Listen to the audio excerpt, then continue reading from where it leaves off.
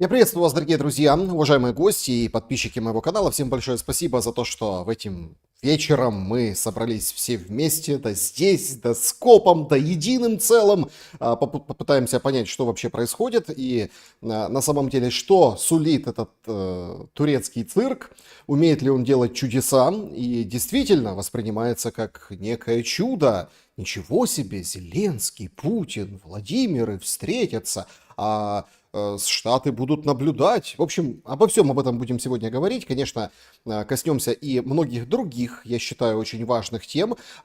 Традиционно начало шума проекта, в котором мы шумим в комментариях по поводу того, что произошло с нами за день, два и вообще за последнее время, и свое отношение высказываем свободно на не совсем свободном YouTube-канале. Милости, как говорится, прошу. Начинаем мы традиционно с нашего такого любимого действа.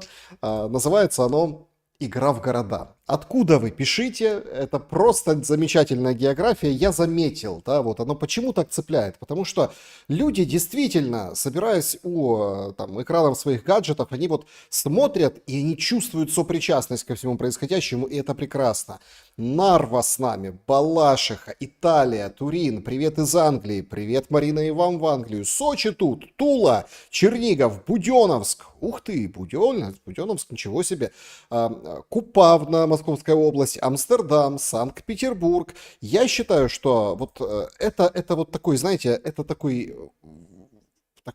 восклицание, да, такой возглас, да, о том, что мы должны все вместе пытаться разобраться вокруг этих всех хитросплетений, потому что нас политики дурят, накручивают, играют в совершенно непонятные спектакли, в водевили, какие-то чудные игры, но мы все вместе, всем, так говорится, скопом можем дать свой ответ, такой понимание, ответ. Ростов, Одесса, Уругвай, прикольно. Уругвай, когда пишут, что это не потому, что Одессу переместили в Уругвай, это потому, что человек смотрит с Одессы, но в настройках страны выбрал Уругвай, чтобы, так сказать, рядышком с Украиной, не сильно листая, но смотреть в свободном доступе наши прямые эфиры и наше общение. Мурманск, Казахстан, Джорджия, США. Краснодон с вами. Спасибо большое, Лилия. Мы тоже все с Краснодоном. Воркута, Иерусалим, Белград. Ух ты. Воронеж, Нью-Йорк, Сочи, да, конечно, уже называли. Зеленоград, Крыжополь, Людмила, тоже хороший город. Денвер, Колорадо. Магнитогорск, Челябинск, Урал, Шотландия на связи, Молдова, Воркута, Турция. Сегодня много будет про Турцию, конечно. Солнечногорск, Израиль, Нант, Франция, Алматы, Атырао, Хельсинки, Вроцлав, мыс Тарханкут. Ничего себе, Тарханкут с нами. Норвегия, Хаугесунд. Потрясающе. Брест, да.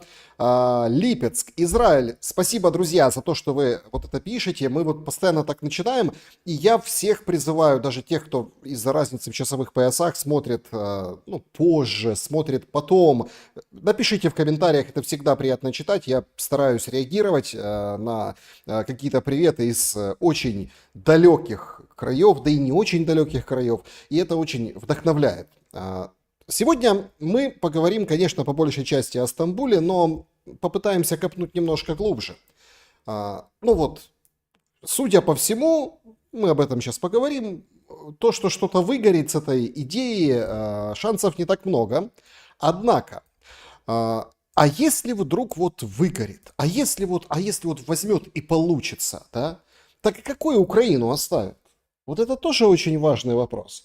Украину Зеленского, Украину с закрытыми границами, этими заборами, шлагбаумами, колючей проволокой вокруг Верховной Рады и по контуру, по периметру западной границы, с этими, не знаю, останками солдат, брошенными городами, в которых там никто не живет. Вот какой будет, да, вот что будет? Вот это, кстати, очень интересный вопрос, потому что вроде как заявления такие мощные, потужные, а так вот если разобраться, подождите, Вот сейчас все закончится, а дальше что? То есть все совсем согласны, какие планы? То есть вот это самый такой тревожащий всех, ну и, наверное, первым вопросом будет, так а зачем все это было раньше? Ну, то есть был же Стамбул-22, а Стамбул-25.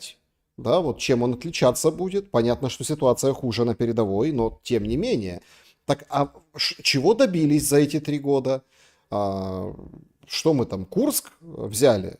Прям полностью, прям всю область? Или где мы? Где мы? Белгород, Белгород наш, да? Вот эти крики, Белгородская Народная Республика, ну вы помните, да, вот эти пропагандистские завывания. То есть, что мы, чего добились за этих, ну, там, без малого 3 года? И отправной точкой этому будет как раз-таки Стамбул-25. В каком формате, как вам кажется, пройдут переговоры в Стамбуле? Это вопрос нашего сегодняшнего эфира и чата трансляции. Значит, вот такие варианты. Встретятся первые лица, ну и все остальные как бы тоже там по группам. То есть будут полноценные переговоры. Есть уже информация о том, что Рубио полетит. Ну, у него там своя, если честно, пьянка, своя программа. Там министры НАТО, да, вот они собираются. У него запланировано заранее. То есть это Трамп лично сказал, Рубио полетит, но мы знали это несколько дней назад. Сегодня также прошла информация, что будет Келлог и Уитков от Америки. Ну отлично, но у них будет статус наблюдателей. Они будут смотреть, как будут происходить исторические прямые переговоры между Россией и Украиной. Хорошо. Что мы по состоянию на сейчас имеем вот прям к этому эфиру, вот к этой минуте, имеем со стороны российской делегации? Путин. Где Путин? Путин, приезжай, я буду тебя ждать. Где же ты?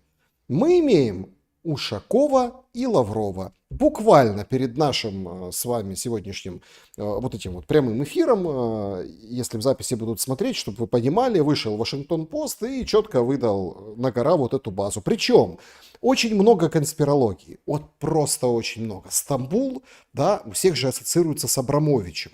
Сегодня в России у Путина там деловая неделя, у них там встречи с бизнес-кругами, об этом тоже поговорим и коснемся. И увидели за столом, там где-то в Кремле, Абрамовича, представляете? И говорят, вот он такую роль какую-то вот сыграл в 22 году, и сейчас, наверное, будет как бы, да, вот присовокуплен к вот этому процессу. Но пока мы видим только информацию о делегации в составе Лаврова, Ушакова, ну и каких-то, может быть, помощников, кто-то, может быть, еще по линии МИД и по другим линиям. Примечательно, что сегодня зам Лаврова выдал прям очень такое интересное заявление. Говорит, слушайте, мы со своей стороны, говорит Рябков, будем предметно, прагматично идти по переговорной, ну, скажем так, повестке дня. Мы будем стараться, да, разрешить ситуации, чтобы вопрос будет касаться в том числе и территорий, и будем договариваться. Мы настроены конструктивно на серьезную работу. Ну, замечательно, слушайте. Только Путин, где Путин? У всех возникает вопрос. Потому что шоу сделали необыкновенное. Эту цыганочку с выходом господина Зеленского, эту всю необыкновенную риторику европейских партнеров, вот этих таких подтягивающих, таких вот с ультиматумами прямо. Причем не стесняются, говорит, ультиматум тебе, Россия. И вот в этом всем, да, мы пребываем вот уже вот которые сутки, ну вот 2 суток точно пребываем. Причем сама встреча будет послезавтра. Вот это вот очень важный момент. Послезавтра. Так вот, варианты. Встретятся первые лица, остальные. Только делегации России и Украины, какие-то делегации будут, они будут контактировать. Ну, собственно, на этом и все. Наверное, США приедут, понаблюдают. Келлог, Витков и, может быть, Рубио. Следующий вариант. Будет срыв. Ну, не доедет кто-то вовсе. Ну, кто-то, это может быть одна сторона, вторая сторона, может, наблюдатели не все доедут, хотя вроде как должны доехать, они там рядышком, у всех там и свои дела есть, то есть могут заглянуть в Стамбул, почему бы и нет. Да и вообще, Стамбул ли это будет, непонятно. И финальный вариант тоже, кстати, имеет право на жизнь, что все, конечно, приедут, да, но Ни о чем не договорятся. Друзья, пожалуйста, голосуйте. Это прям очень интересно посмотреть. Идет сейчас как-то так ни шатка, ни валка. Но я имею в виду ни шатка, ни валка по отрывам. Да? Есть там лидер намечающийся, но в принципе все варианты практически, кроме почему-то первого, что встретятся первые лица, а потом все остальные, вот пока что они так ноздря в ноздрю идут. Интересно будет посмотреть в финале, да, что и чего ждать от этого. Примечательно, что начнем вот с самого, на самом деле, вот свежего, мне кажется, и это справедливо. Значит, Униан, ну, это то, что, о чем я сказал, Лавров и Ушаков со ссылкой на источники в Кремле передает непосредственно Вашингтон-Пост, и, следовательно, Путина не будет. То есть все начинают мыслить, а будет ли Путин, не будет. Не будет. Ушаков и Лавров. Но это Вашингтон-Пост. Они-то могут не знать. Значит, что примечательно, что непосредственно Зеленский вышел в вечернем обращении и говорит: наша команда активно готовит визит в Турцию. Позиция Украины детально представлена всем нашим партнерам. Именно Путин в России все решает. Это его война. Поэтому и переговоры должны быть с ним. Вообще вот эта тема, да, Зеленский, я буду говорить только с Путиным. Вот это, конечно, это потрясающая просто история. Начал ее сегодня с утра, известный подпевала офиса президента, прям по должности, просто называется должность советник офиса президента, Подоляк. Причем примечательно, вот как-то все у них не слава богу. Есть такие там оппозиционные товарищи российские, у них там брекфест-шоу, то есть они по утрам выходят в прямой эфир. Я не знаю, не буду я судить, кто это, то есть примерно, да, всем понятно. Ну, уровень журналиста вы сейчас посмотрите, да, кто этим всем заведует. Я не знаю насчет грантов, USAID и других грантов, получали, не получали, без понятия. Это заграничная российская площадка, и туда вот выходит Подоляк, и ему задают вопрос, а он отвечает. Я вот, думаю, а если Путин не приедет, но пришлет кого-нибудь, там, вроде Мединского, условно говоря, будет ли господин Зеленский встречаться с ним? Будет ли Зеленский встречаться с будет ли Зеленский встречаться не с Путиным? кем-то, кроме Путина, с российской стороны?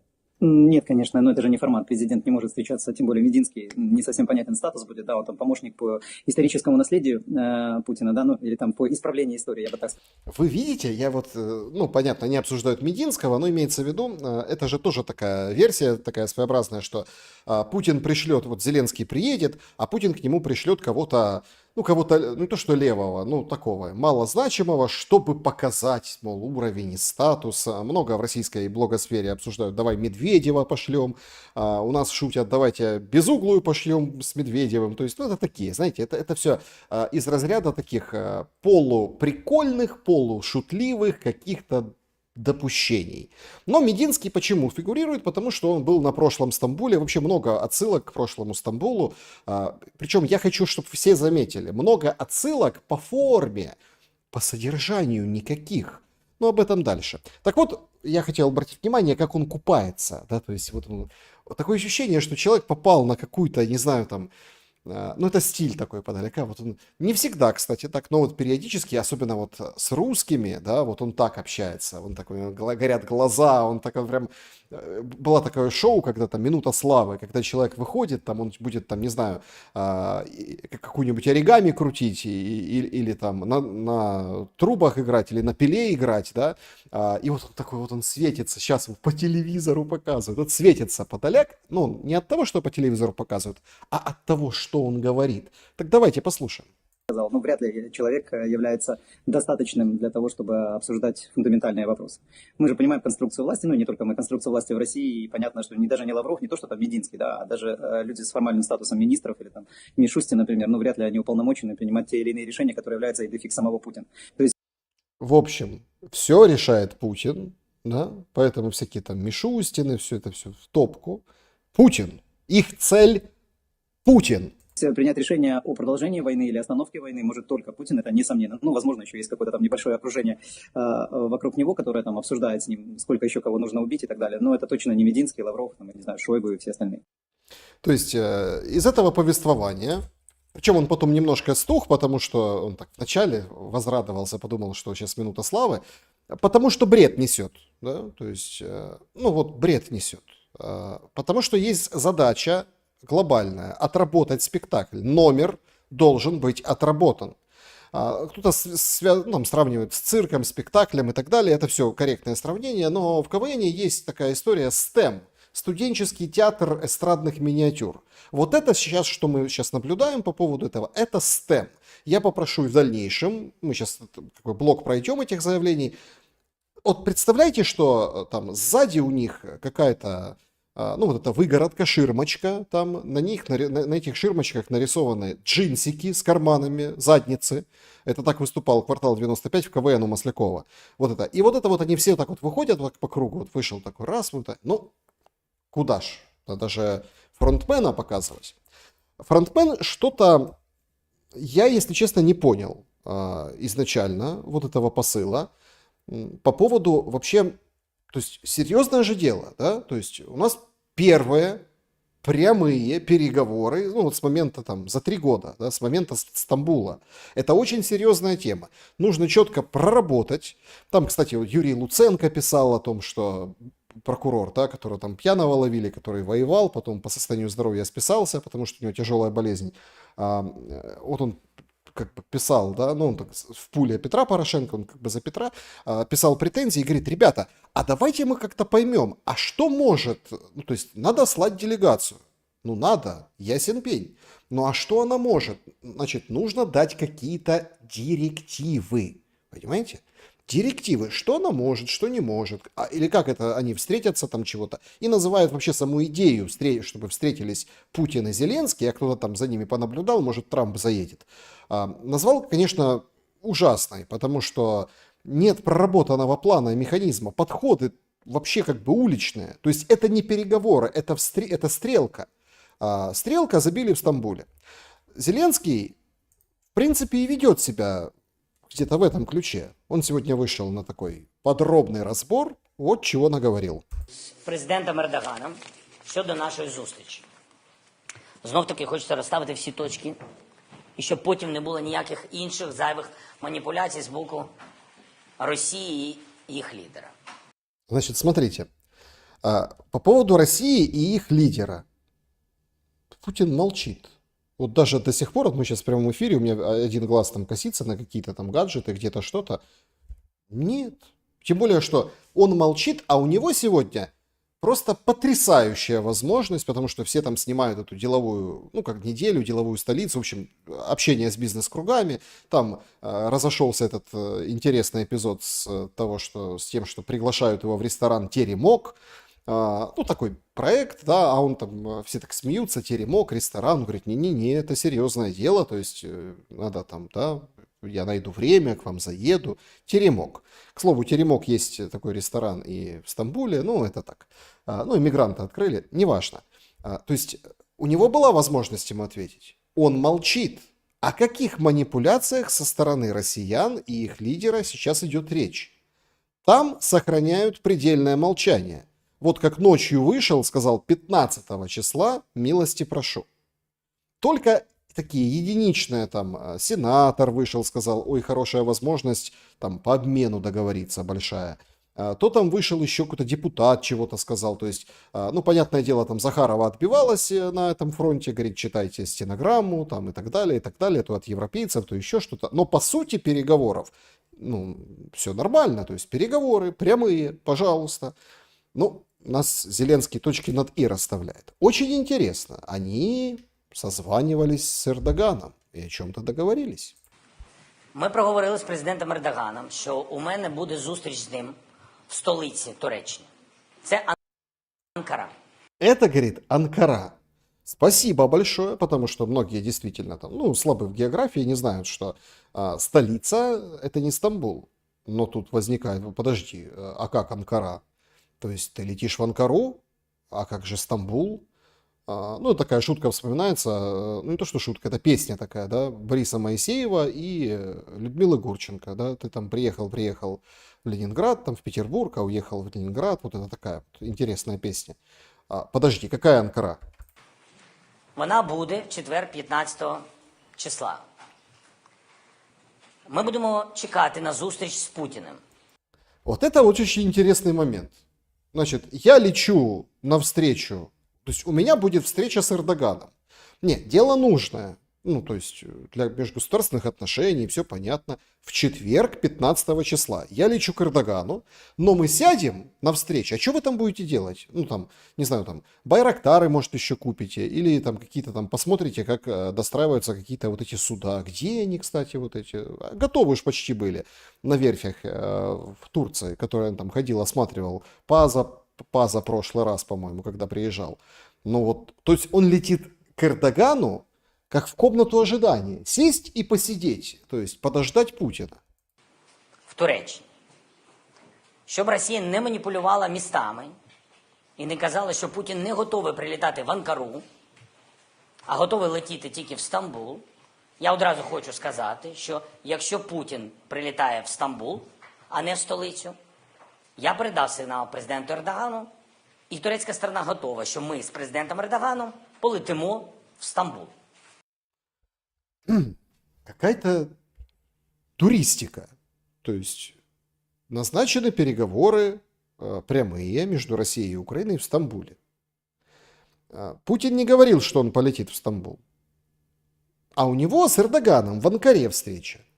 Но если станет известно, что Путин летит в Стамбул, я возьму там подмышку Эрдогана, мы сядем в самолет эрдогановский, ну а че еще, и полетим в Стамбул сразу же. Слушай, нормальный план. Вот так, мне кажется, контакты первых лиц воюющих сторон и вообще первые за 3 года прямые переговоры, они, наверное, так и организовываются, правда? Тобто в будь-якому випадку ми зробимо все, щоб ця зустріч відбулася. Якщо Путін дійсно готовий не тільки в медіа, а в реальному житті зустрічатись. Не, Путин не готов встречаться. Ну, тем более там, ну, я не знаю насчет там ориентации всех делов, то есть, ну, встречаться не будет Путин. Ну, возраст не тот встречаться. То есть заявлено было прямые переговоры, да, собираются делегации 2 сторон, они обсуждают, ну, как бы, как подойти к этому вопросу на фоне войны, продолжающихся боевых действий, тяжелая ситуация на отдельных участках фронта, но тем не менее. То есть они летят и говорят, да, приходят к какому-то знаменателю. Ну вот, например, берут и, так сказать, ну вот, раз, и встречаются. Понимаете? Ну, делегации встречаются. Про первых лиц не было предложения. І тоді на рівні лідерів ми зробимо все, щоб домовитись про припинення вогню. Бо саме з ним я повинен домовлятись про припинення вогню. Бо тільки він це вирішує. Ми запропонували президенту Трампу доєднатись. Я не знаю рішення президента Сполучених Штатів Америки, але в будь-якому випадку, якщо б він підтвердив свою участь, я думаю, що це би мало додатковий імпульс до того, щоб Путін прилетів. Угу.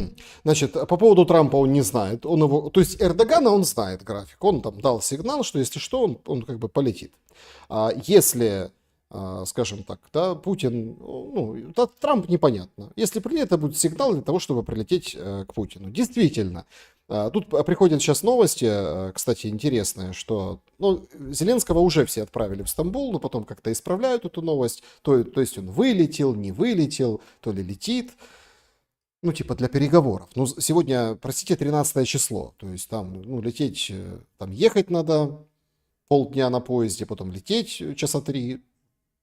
Ну, в общем, так как-то, да. То есть, ну, все его уже отправили сегодня в Стамбул. Наверное, вот таким образом. 4 балла землетрясения сейчас в Стамбуле. Значит, не знаю, Зеленский приземлился или нет. Вроде как нет. Понятно, что это обращение записано. Но тут же возникает момент, очень важный. Зеленский говорит, никто, кроме Путина, не решает, я готов только с ним. Причем подмена понятий вот такая колоссальная. Буквально вот, ну, то есть, чтобы все освежили в памяти, все, наверное, и помнят, здесь нет никакого секрета. Значит, 4 октября, да, то есть 22 года Зеленский подписывает указ, ввел в силу решение СНБО, где констатируется, что никаких переговоров с Путиным. На фоне этого заявления он комментирует, что мы, Украина, будем говорить с другим президентом. Даже вот недавно это было, то есть мы готовы говорить с какими-то там представителями регионов, ну вы же помните, то есть эти заявления, они сыплятся каждый день. А тут тебе вот никто не может решить, поэтому мы только с Путиным. Как бы оправдываясь, говорит Зеленский. Так подготовлена встреча или не подготовлена? Или вы так решили публично вот это вот через средства массовой информации договариваться о встрече? Судя по всему, да. И эта игра именно такой развод, растяжка для самого Путина. Игра на таких каких-то эмоциях. Очень и очень примитивная игра. Вот именно на каких-то вот таких непознанных эмоциях. Ну, наверное, Зеленский предлагает эту игру, потому что вот если бы его, ну, вот таким образом пытались разводить, он бы, конечно, сорвался и полетел. И он примеряет на себя роль Путина. Ну, такого Путина в миниатюре. Это просто что-то необыкновенное. И я уверен, что Трампа он тоже сюда втянул и подговорил в эту игру, потому что Трамп отдает периодически пасы вот такие. Трамп не заикался, что, ну, собственно, он там прям точно будет, или там Путин точно должен лично быть. Об этом говорили все европейские партнеры, все на свете. То есть, ну что, Трамп говорит, Путин должен приехать. Он в принципе говорит о прямых переговорах, как о большом успехе, и отправляет на делегацию туда, собственно, своих наблюдателей. Если, ну это, кстати, справедливо, многие подозревают, что встреча на троих, Трамп, Зеленский и Путин, теоретически возможно, но по какой-то договоренности ранее и заблаговременно. То есть, условно, минимальный срок, когда об этом могли договориться и начать исполнять это в жизнь, это все-таки вот эта вот суббота, да, когда Путин вышел с ночным заявлением и позвал на прямые переговоры. Но мне кажется, этот сценарий маловероятен, да, потому что формат встречи на троих, вот первых лиц, тоже требует детальной проработки. Я напомню, что у Путина и Трампа встречи не было. А с Зеленским, он, смотрите, целых 2 раза. И тот к нему приезжал, и в Ватикане перекурили на стульчиках в папском кабинете. Ну, то есть в зале папы, да, в Ватикане. То есть, понимаете, что-то не сходится, где-то вот искрит, и непонятен контакт. На самом деле, это все вот эта вот игра Зеленского. Вот такая, вот такой он, вот такой. Что он говорит по поводу запрета с Путиным? Это отдельная песня. Это вот прям тоже отдельная потрясающая история. Говорит, запрет – это русский нарратив. Никакого запрета нет. Це наратив русських, що я не можу начебто говорити з Путіним. Так? Хочу всім нагадати, як все це відбувалося. Я прийняв указ, саме запровадив указом в дію рішення Ради національної безпеки і оборони. А куда он пытается смотреть? Вот это непонятно вот сейчас, да? Но вы же заметили, да, это все один и тот же брифинг, просто разные темы. И вот это он вот так в позиции нападающего. Вы же видите, вот это он нападает. Вот этот напор такой становится, вот так полуоборота и нападает. Як це було? Україна отримала багато разів ультиматуми від Росії, саме від Путіна. Це почалось від того, як люди пана Медведчука, Новинський, особисто все це є. Є відповідні свідки, записи тощо. Представляли інтереси Путіна, говорячи напряму зі мною по телефону в найскладніший момент, коли ми були в блокаді. Так, смотрите, давайте разбираться. Ультиматум. Что такое ультиматум? Ультиматум это перед войной, да, то есть вы выполните наши условия, и мы... То есть он говорит до начала широкомасштабного вторжения или нет? Ну, как интересно, замер на каком моменте, да? То есть непонятно. Хорошо, то есть я так понимаю из дальнейшей речи тоже, что это в процессе войны, то есть до запрета, то есть почти весь 22 год до 4 октября. То есть какие-то люди, там, Новинский, Медведчук, да, ему звонили лично. Ну, Медведчук сидел уже, да, то есть он не мог ему звонить. То есть он не мог звонить Зеленскому и говорит, я Медведчук, я представляю интересы Путина. Хорошо, Новинский, он звонит Зеленскому и говорит, я интересы Путина представляю. С какого перепугу? Уже идет широкомасштабное вторжение, уже вы сдали полностью вот этот вот берег Азовского моря, Крым вот эти там зашли вот это свободно, там с ТРО пострелялись в Херсоне, заняли Херсон, то есть, да, ну тут какой-то ультиматум. Ультиматум на что? То есть война уже идет. И как это они хотели представить, то есть они общались с Путиным и представляли Путина. Это вот очень важный момент. Вот эти люди представляли Путина. Повні говорили про те, що як треба здавати Україну, території, тощо, як куди мені треба бігти, іначе, що мене не буде, моєї сім'ї, тощо. Тобто це довга історія. Так, ну это длинная история, подробностей не надо, потому что может не совпасть, да, это длинная история. Это не будем, оставим. Мне, там, моей семье, всем, как надо сдавать территорию. То есть Новинский звонит и говорит, значит, ты должен так сдать территории. Я прям представляю этот разговор, слушайте. Таких ультиматумів було дуже багато, коли хтось представляв інтереси Росії, а саме Путіна, і давав відповідні сигнали. Значить, всі ці люди, вони спілкувалися з Путіном і дуже хотіли представляти інтереси України. Таких майданчиків щодо таких сигналів і тощо було не один, не два, багато. Рішенням своїм РНБО я, в принципі, зробив те, що і так говорить Конституція України. Що... Значит, смотрите, этих площадок, где они вот это говорили, было много. Где? Ну вот, где? О каких он площадках сейчас говорит? Что это за выдумка, что это за фантазия? То есть много было площадок, где ему посылали вот такие сигналы, типа «Зеленский, сдавайся», понимаете? Но это просто что-то необыкновенное. Ну и, в общем, он сейчас начинает вспоминать Конституцию, что тоже очень интересно. Саме я можу виконувати, саме я виконую цю місію згідно Конституції України. І ніхто, окрім мене, не може вести перемовини щодо суверенітету, територіальної цілісності України, нашого курсу. Ніхто, крім мене, не може вести відповідні перемовини з лідером Росії і інших країн. Так, подождите, вот это вот никто не может вести, только я могу, с лидером другой страны. Давайте разделять. С лидером понятно, потому что президенты на президентском. А в Стамбуле в 22 году что вы делали? Расписывали Луганск, Донецк отдавали и как бы парафировали подписи, говорили там вот это все. А тут приехал Борис Джонсон, сказал, давайте воевать. Кстати, он сегодня в Политико вышел и говорит, ой, мы там не смогли дать Украине все. Ой, вот такая досада, понимаете? Ну, потому что запахло Стамбулом, подтянули Джонсона. То есть, подождите, а что вы делали в Стамбуле 22 года? Про Луганскую, Донецкую область в полном составе ЛНР, ДНР, тогда так называемые. Но с лидером понятно, с лидером никто не имеет права. Так лидер не едет. Лидер не едет пока, по состоянию на эту минуту, мы в прямом эфире.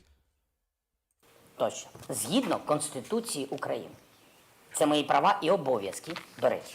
Тому саме я і представляю інтерес нашої держави. І щоб не було от цього сепаратизму, ми ввели рішення Ради національної безпеки і оборони, щоб такі, як Новинський, Медведчук, навіть не хочу говорити, хто там, з яких інших органів, все це робив. Других органов? А в каких органах Новинский и Медведчук?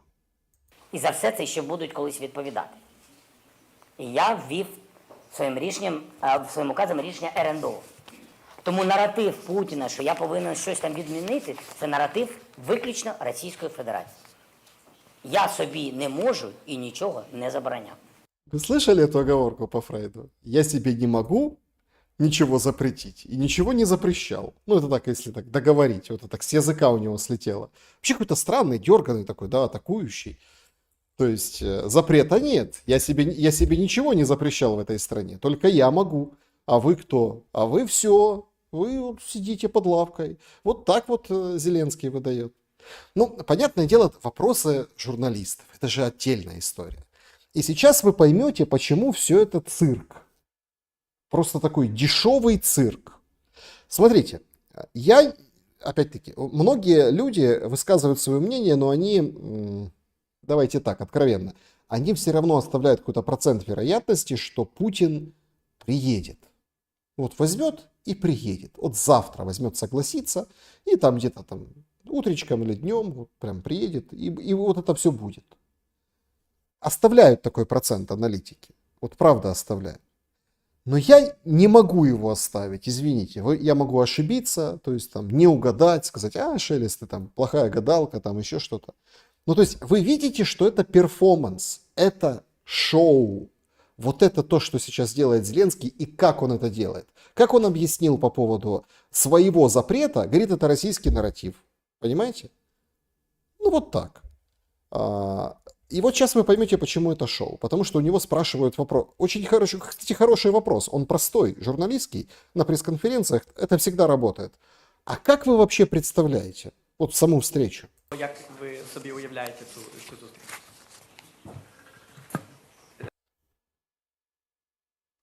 Це було ще третє запитання. Як я уявляю? Так, ну як конкретно ви собі... Четвер? Так. Не знаю. Навіть не уявляю. Это все для смеха. Понимаете? Для смеха.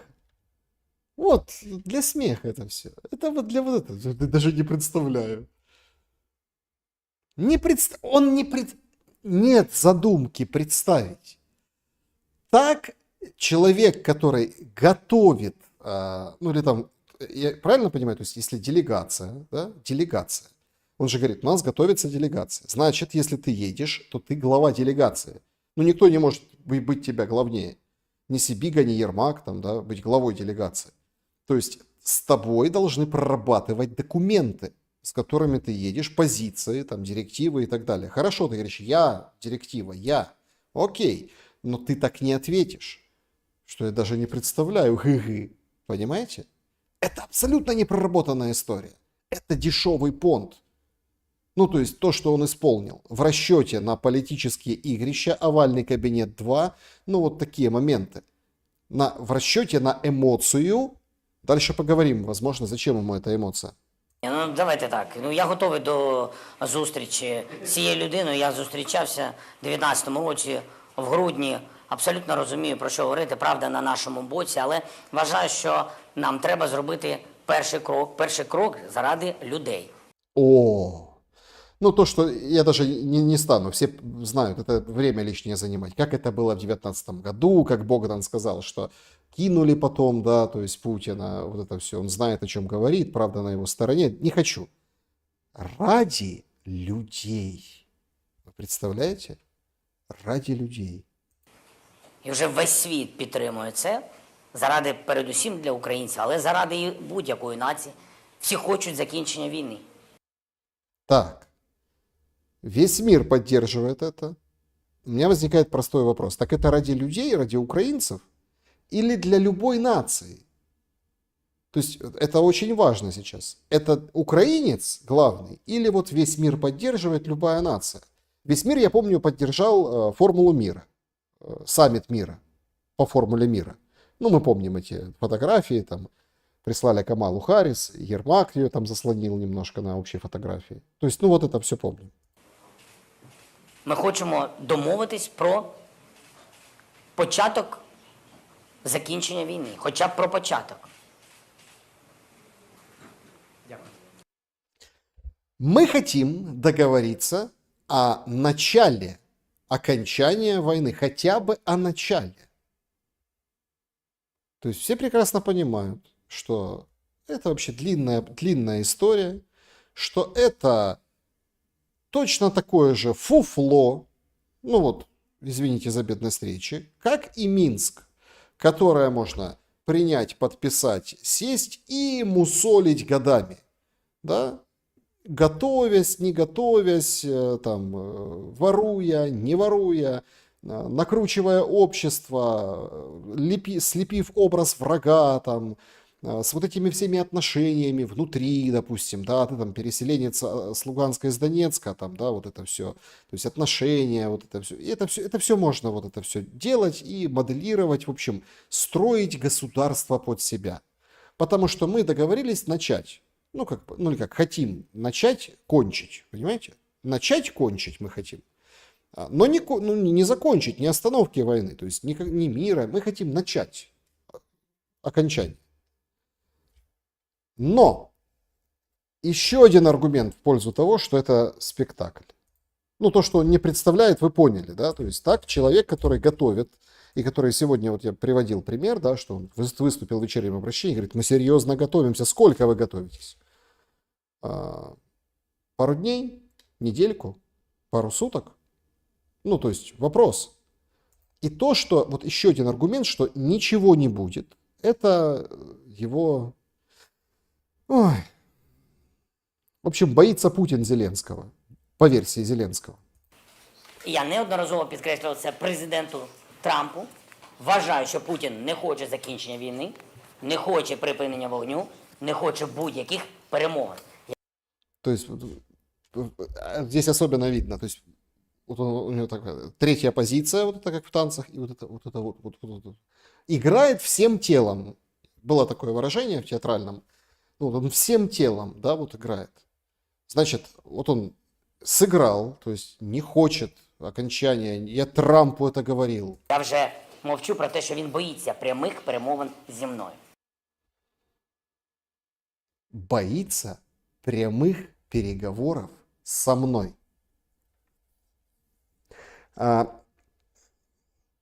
Кто-то называет это крючок в сценарном мастерстве, кто-то называет это, ну, как бы вода в пятой точке не удержалась.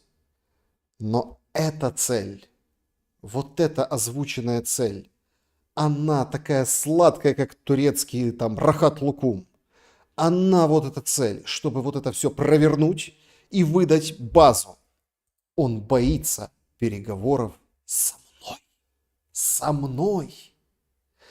Это очень на самом деле понятный, простой, но я хочу, чтобы вы, ну вот тоже поняли.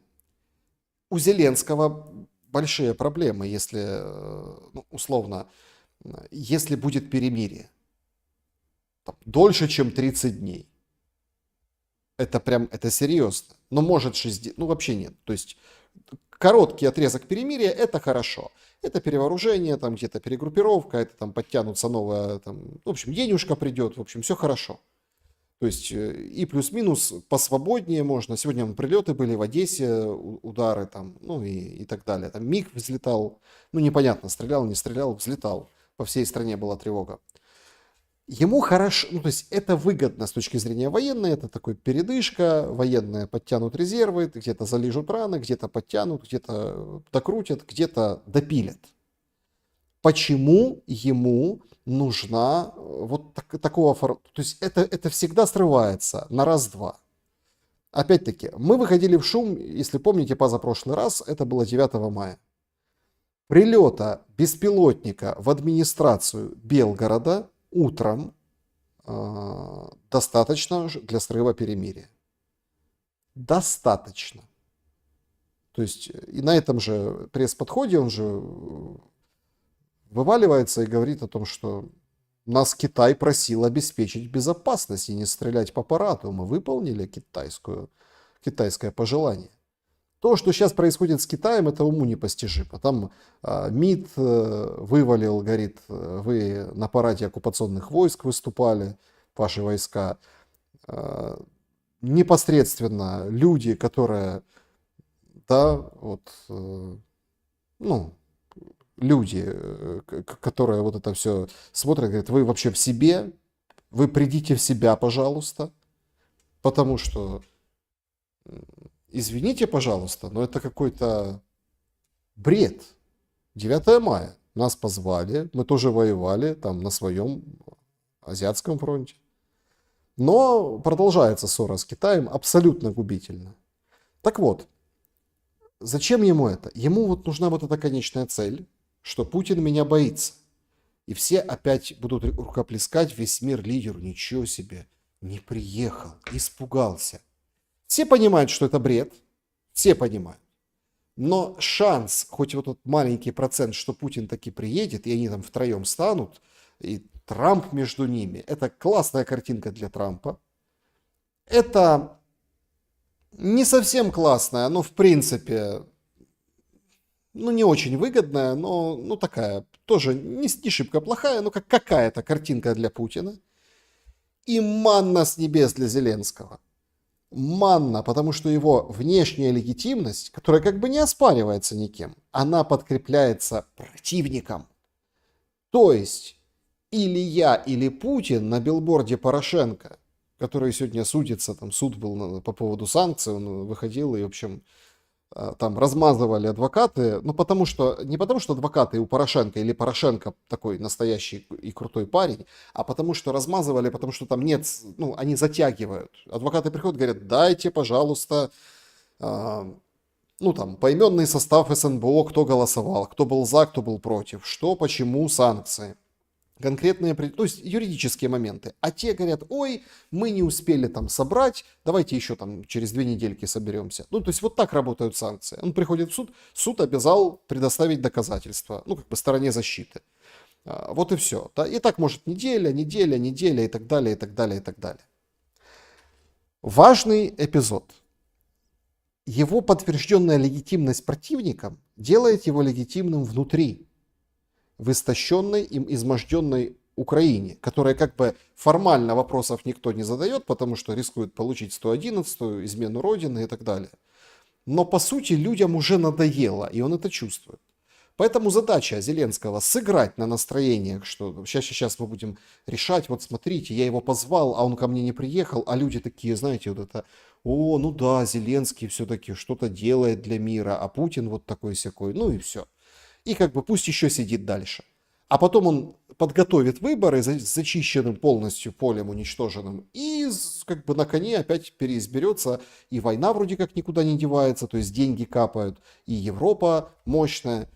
Европа это, конечно, кони. Цирк с конями. Вычудила Европа. Значит, вчера Макрон там... представители правительства говорят, до вечера, Путин, отвечай, согласен на прекращение огня на 30 дней? Время до вечера. Не согласишься, мы санкции врубим. Как бы вечер прошел незаметно, на утро приходит сообщение от Bloomberg о том, что, ой, вы знаете, не, мы подождем пару дней, подождем, чем закончится Стамбул. Какой Стамбул? То есть это очередная штука, чтобы опять увязать это все, там приедет, Путин не приедет, получится что-то не получится. Ну вот таким образом. Санкции, говорят, введем.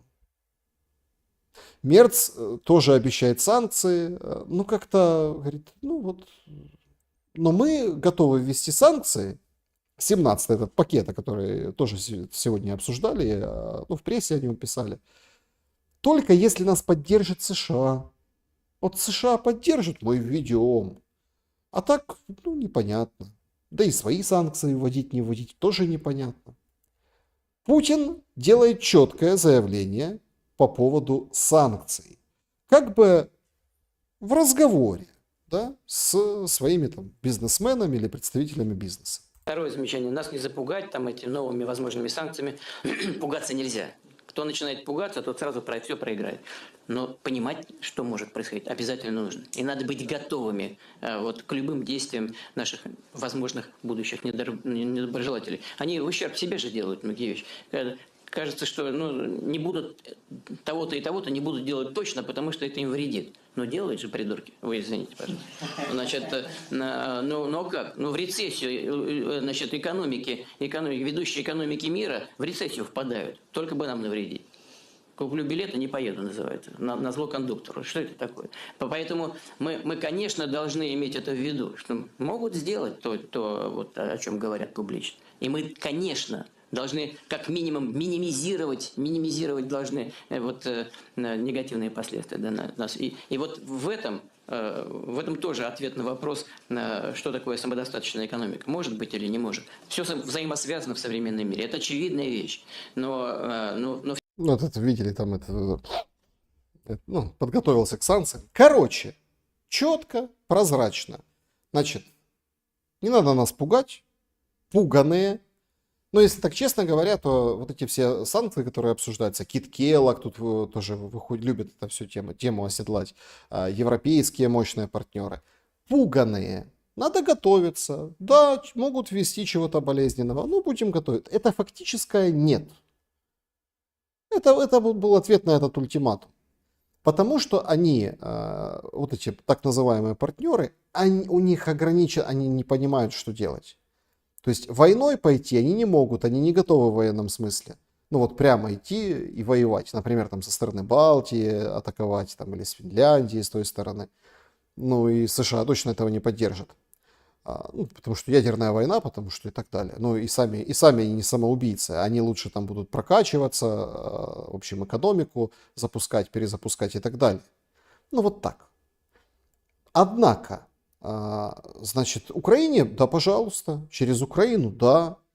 Они единственное, что могут повлиять на Россию, это санкции, какие-то там космические суперсанкции. При санкциях живут уже там 3-й год. И будут новые, надо, значит, готовиться к новым. Это четкий ответ на вот эти ультиматумы европейцев. И, к слову, об этом мало говорят, потому что, ну, обычно там, да, пытаются не обострять российско-американские отношения. И ответ Америки тоже. Ну, тоже Америки. По поводу... Там даже был министр финансов, он там тоже сделал сегодня заявление о том, что мы там, в свою очередь, там ограничен очень чувствительное для, ну, так сказать, для американцев, если они введут эти драконовские санкции, мы тоже будем вводить, будем тоже ограничивать. То есть Россия готова бодаться на этом поле. Воевать никто не хочет со стороны Запада. Не хочет. Ну, дадут эти Таурусы, ну, сколько их дадут штук? Ну, куда-то они прилетят, чего-то разобьют. То, что разобьют, ну, отстроится со временем, почему нет? Но полетит в ответ-то по Украине. И, может быть, не только по Украине.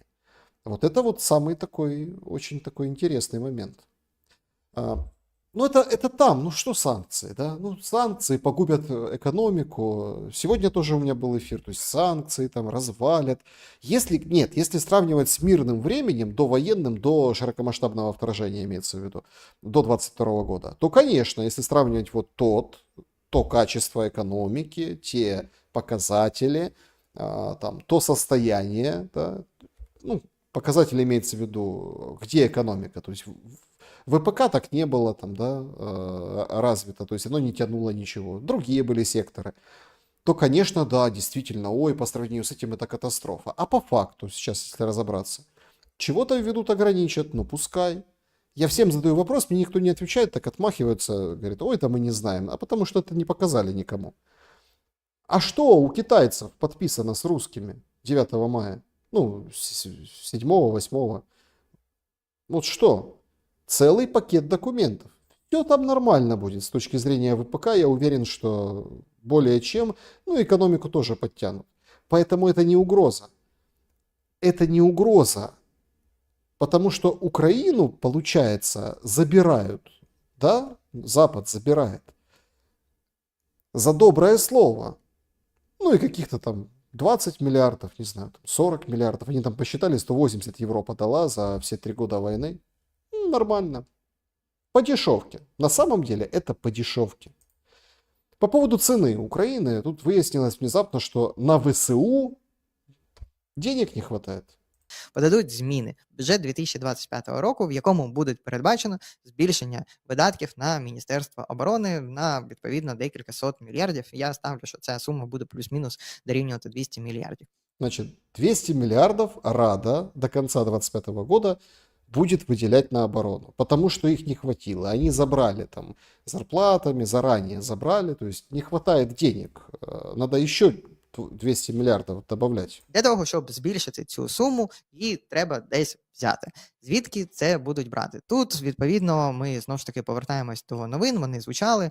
Це деякі ЗМІ розганяли, що це має бути за рахунок збільшення податків. Я, наскільки знаю, це не буде за рахунок збільшення податків, це буде за рахунок перевиконання бюджету. Насправді зараз і митниця, і податкова по цифрам показала більше надходження, ніж від них очікували. Значит, откуда брать деньги?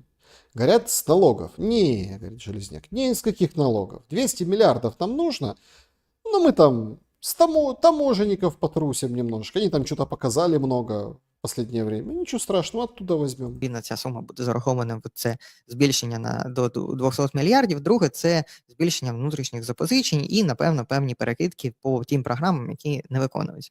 Можливо, хоча мало ймовірно, у нас з'являться якісь міжнародні донори, які, як британці в цьому році, захочуть дати гроші саме в військовий бюджет, саме на військові закупівлі. Але це, скоріш, більше нереальна історія, ніж реальна. Ну, вообще нереальная история. На донора надейся, но сам не плашай. Мы возьмем с тех программ, которые не исполняются. Ну, вот так нам объясняет Железняк.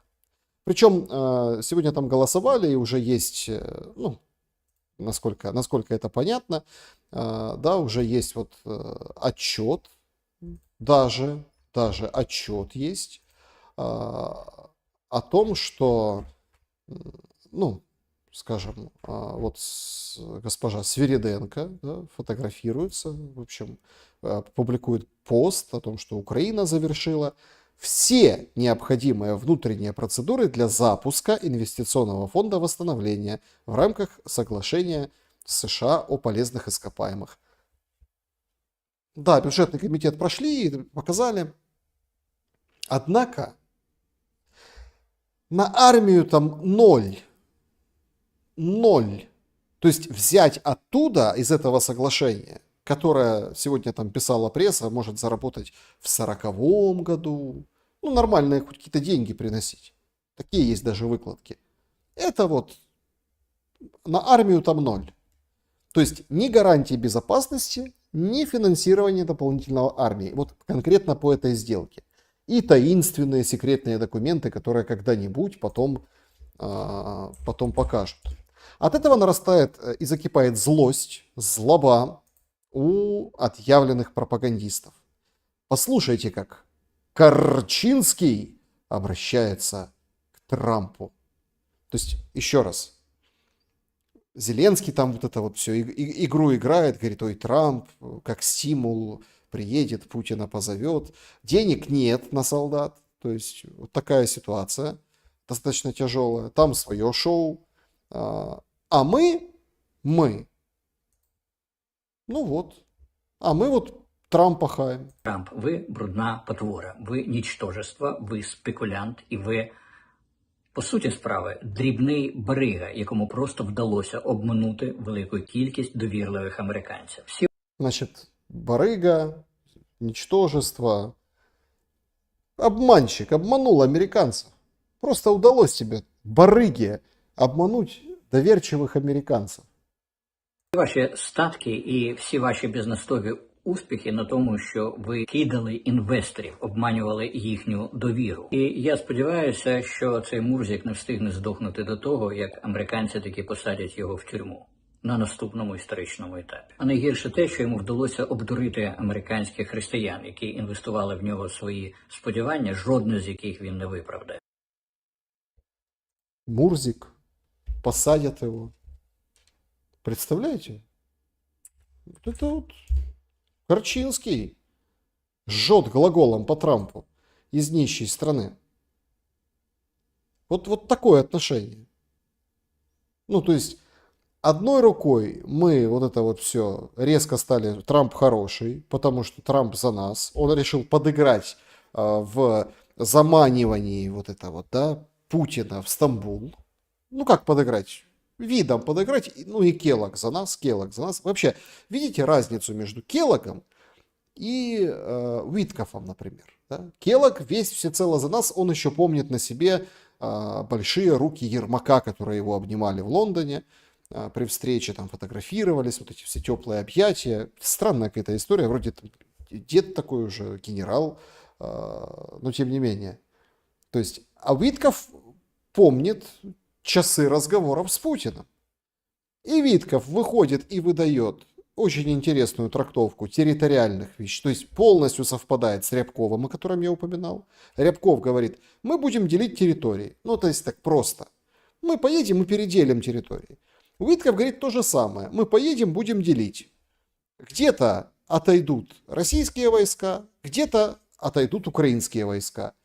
Примерный там, да, вот этот вот штрих-пунктир, это вот линия областей. Это фактически на пальцах рассказывал Витков.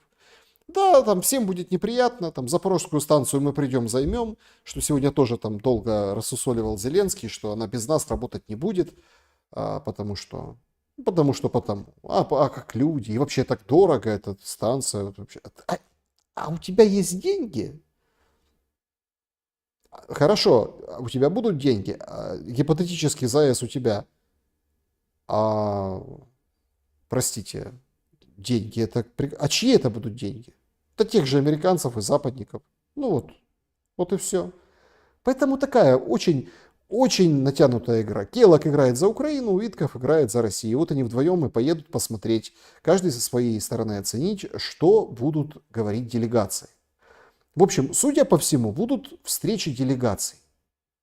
Однако, то, что происходит внутри Украины, о мире вообще от слова совсем не говорит. Сегодня распространили вот такой Citybox, вот такое объявление. Тебе 18-24, подписывай контракт и забирай свой миллион гривен. Это 2857 наборов роллов Филадельфия. Слушай, написали какой-то черный дракон еще там, Филадельфия. Понимаете? Вот так вот. То есть, вот такая мотивация. Нет, если честно, я тоже очень долго думал, что вот такой пиар, это все-таки, ну вот если так по-честному, это вот такой пиар мирного времени. В принципе, для мирного времени-то сойдет, да. Ну, что ходит, бродит молодежь без дела, там учиться не хочет, например, там на уме бог знает что. А ну, вот раз, вот гляньте, какая красивая девушка, роллы ест ртом в форме, представляете, палочки. Не в форме креста палочки, а просто палочки. Она вся такая, ты смотришь, о, слушай, миллион дадут, куплю себе 2000 роллов. Нормально. Для мирного времени. Когда у тебя есть выбор, свобода, приехал, уехал, работа, кто-то какой-то бизнес ведет, кто-то просто начинает учиться, кто-то там профессию какую-то освоил и пробует работать там, на себя или на кого-то, то есть это новая жизнь. Там последние данные были вообще смешные. 562 человека. Ну, это мне, которые попадались. Может, сейчас есть какие-то свежие. Буквально несколько дней назад. Они набрали с помощью вот такой рекламы. Дебильной во время войны. Роллы кушай. Роллы. Ну, ладно, не буду сильно, скажем так, никого обижать. Но я помню, что там одному из известных тоже погибших деятелей, давайте так, людей войны принесли на могилу вот это роллы, понимаете? На могилу. Ну, мол, любил же вот именно такой сет, и вот его принесли. Супруга. В Инстаграм выложила, конечно же. А пока суть до дела, пока Зеленский говорит, нам нужен мир. Луцк!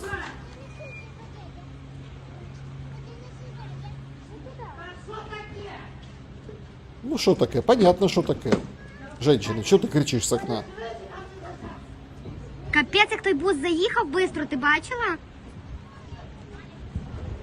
Скрутили и потянули, а бус там фух сразу. И все. Было еще одно видео, ну не стану его показывать, там пытались прорваться в частный сектор тоже, да, на Западной Украине. А что это они вот это, что они вот это делают? А где полиция, где все? Нашлось об'яснення. Давайте послухаємо. Більшість посадовців цих правоохоронних органів, посадовців звідти, правоохоронців, вони є і в темі, і в долі, як то кажуть. Тому воно все прекрасно, всі все про це знають, все кришується. Якщо щось десь впливає, або хтось не поділився, або хтось не домовився, або ще якась фігня. Або хтось іншого підстави, бо хоче зайняти його посаду. На жаль, воно працює так. І це величезний виклик, який також нам, як країні, як державі, треба зробити. Реформування певних правоохоронних органів, бо так, як зараз вони працюють, то вони працюють більше як комерційна структура для того, щоб отримувати певний зиск для себе особисто і, в принципі, для тих, хто їх туди поставив. Годы прошли, они развидели, что они в теме и в доле. И в теме, и в доле. То есть ТЦКшники в связке там, с ментами, с другими правоохранителями, там же и спецслужбы тоже. Если надо кого-то по-быстренькому слить, избавиться, ну, пожалуйста, ТЦКшник, я что, нормальный прием, родину пошел защищать. Я рассказывал вчера на эфире с Арестовичем тоже интересную информацию о том, что если надо кого-то прикрыть, ну, типа, да, освободить, да, от какой-то, ну, когда схему какую-то накрыли, Взяли и освободили. А куда он делся? Ну, как куда? Родину пошел защищать. На передовую. ТЦК говорят, да, мы его брали. А что с ним дальше там случилось, это уже неизвестно. Живой ли или отправили куда. Причем как и в плохом, и как в хорошем этом смысле этого слова. То есть они все повязаны. Говорят, что 2 миллиарда евро, 2 миллиарда в год составляет вот эта вот история, ну, бюджет вот этих всех, ну, слушайте, нормальный куш. А у нас, как у депутатов у всех, ну, вот как этого, которого только что слышали, как у них у всех, у этих депутатов, правозащитников, там, этих всех. Если есть рынок, где 2 миллиарда евро в год, надо закон, ну, точнее, реформу, надо реформировать надо. Вот это они и взялись все. Потому что для людей или весь мир уже видит, как говорил Зеленский выше, для людей или реформу, ну, чтобы мы заняты были. Вот так вот они занимаются. Но больше всего, конечно, поразила сегодняшняя, ну, это статистика слова и дела, есть такой портал, демографическая ситуация в Украине. Демографическая. Значит, тут непосредственно даты с 90-го года, да, и вот по сегодняшний год. Разрыв за прошлый год, вот вы видите, это самый крайний разрыв. 3 раза. 3 раза сейчас смертность превышает рождаемость. Был похожий разрыв, да, 2000, ну там,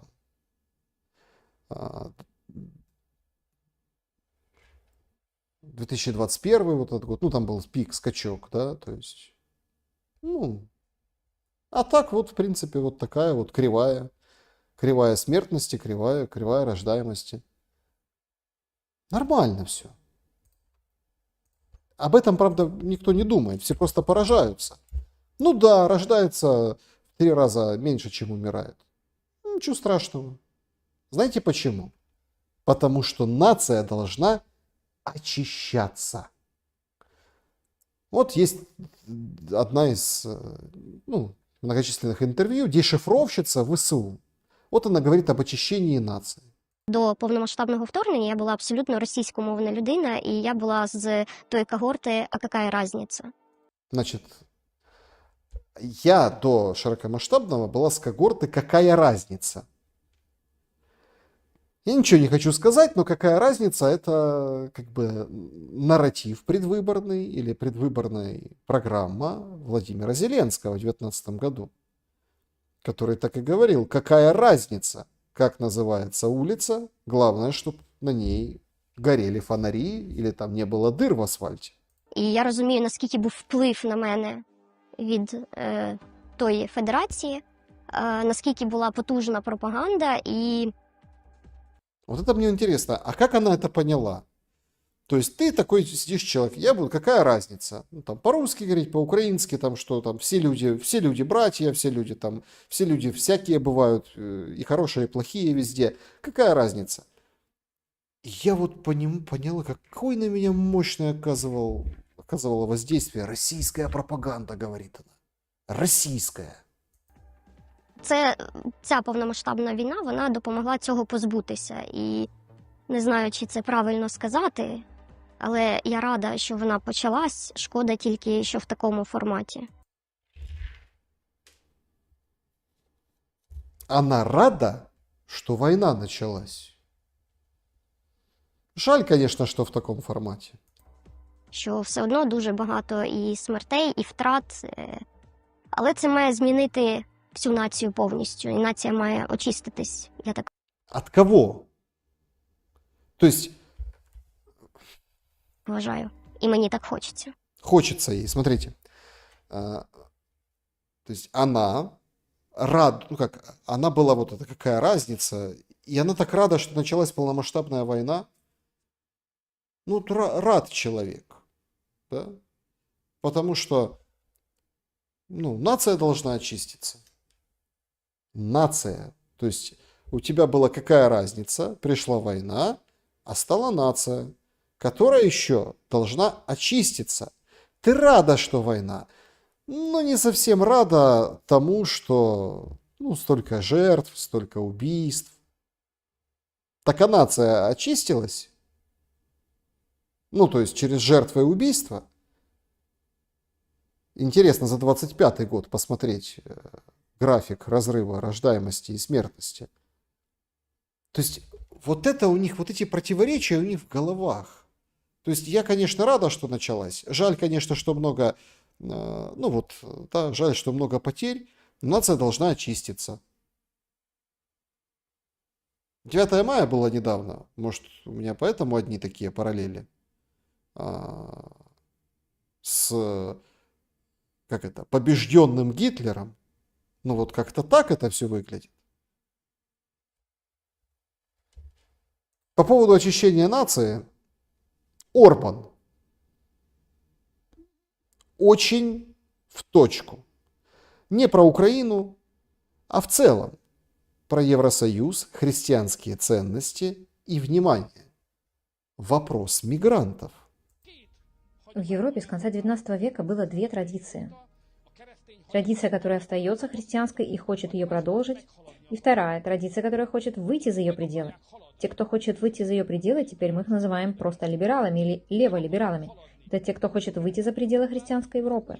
Они думают, что сейчас мы пустим мигрантов, они мусульмане. Сначала мы оставим их здесь, потом придет программа интеграции. Они получат вид на жительство, потом они получат гражданство. И это происходит прямо сейчас в Германии. Потом они получают разрешение на воссоединение семьи, и эти люди никогда не будут голосовать за политическую силу, которая видит Европу в европейской христианской традиции, скажем, Германию или другую страну ЕС. Поэтому они собирают избирателей, людей, которые, как они думают, проголосуют за них. И это идет с конца XIX века, отказавшись от традиций христианства в пользу чуждых ценностей. Значит, такая философская вставка в шум. Я тоже хочу, чтобы вы очень на это отреагировали в комментариях, если можно. Смотрите, он разжевывает для дураков. То есть, говорит, леволиберальные выходят за рамки традиций. Значит, приглашают мигрантов, мигранты оседают и, то есть становятся через какое-то время вид на жительство, а потом они становятся гражданами.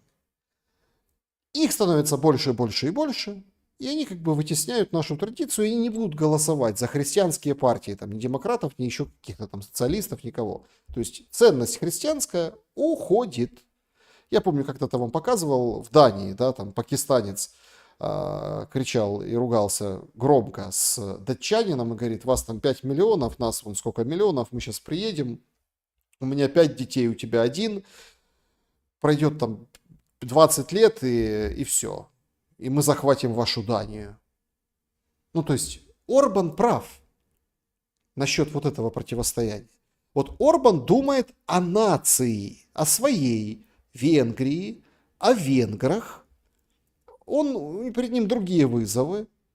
Он вряд ли бы обрадовался, что началась война, какое-то широкомасштабное вторжение, и его нация очистилась.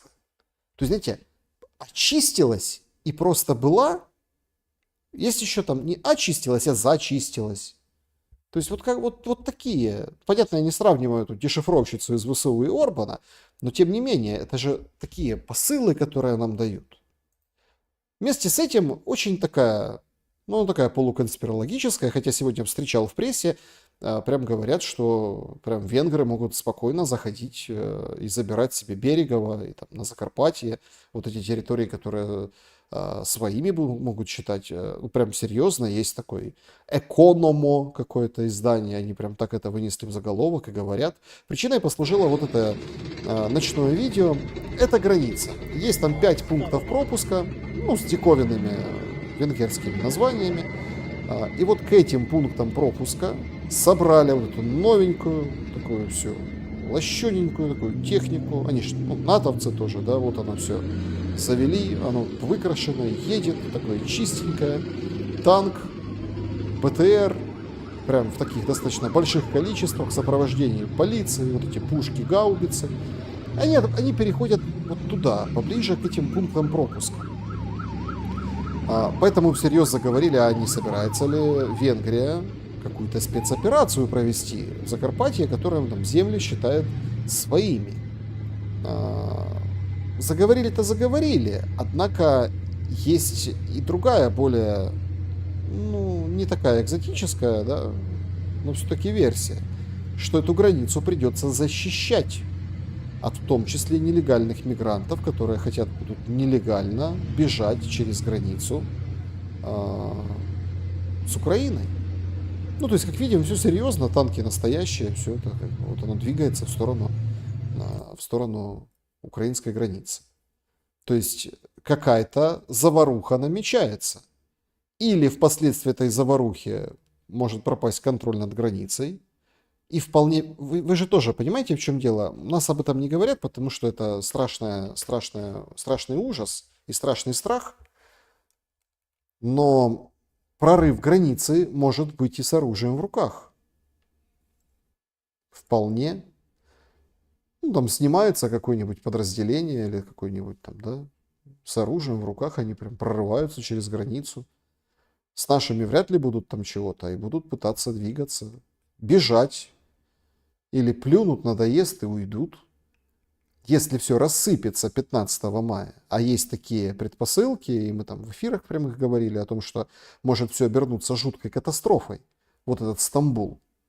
И они вот с оружием в руках, все, никто ж ничего не скрывает, возьмут и пойдут туда. Там себе жизнь, так сказать, лучшую, из хаоса вырвавшись, строить. Поэтому вот венгерские танки. Говорят, что у венгров нет сил. Вот мне тоже нравится эта версия. Да, в общем, говорят, у венгров нет сил. Какой? Смотрите, у нас пограничники как оснащены, там дроны у них, все вот это они ловят. Но одно дело регулярная армия, а другое дело этих, которые плывут через Тицу. А третье дело, количественно все ж на фронте. Все кривые, косые и не очень. Внутри остаются только менты и ТЦКшники. Как в «Бумере», да, или как там, «Бумер», по-моему, да, это был фильм. А кто же останется? Как кто? Менты. То есть их число не сокращается.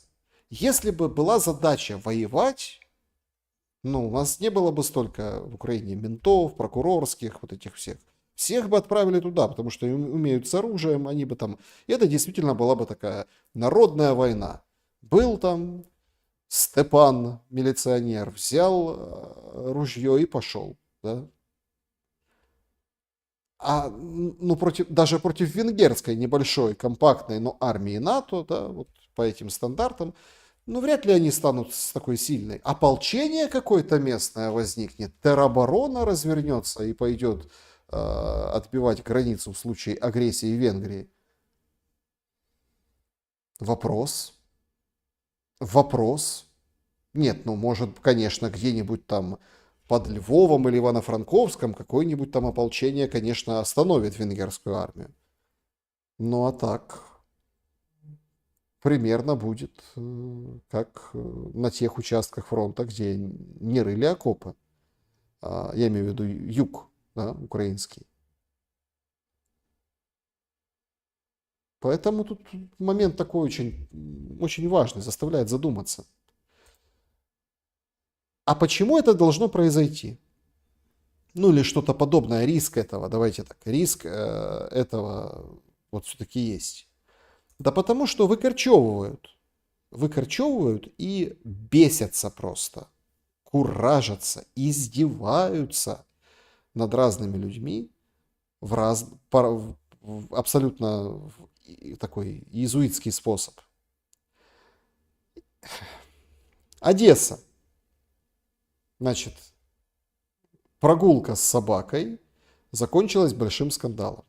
Ця потвора на нашій алеї слави. Значит, дама с собачкой.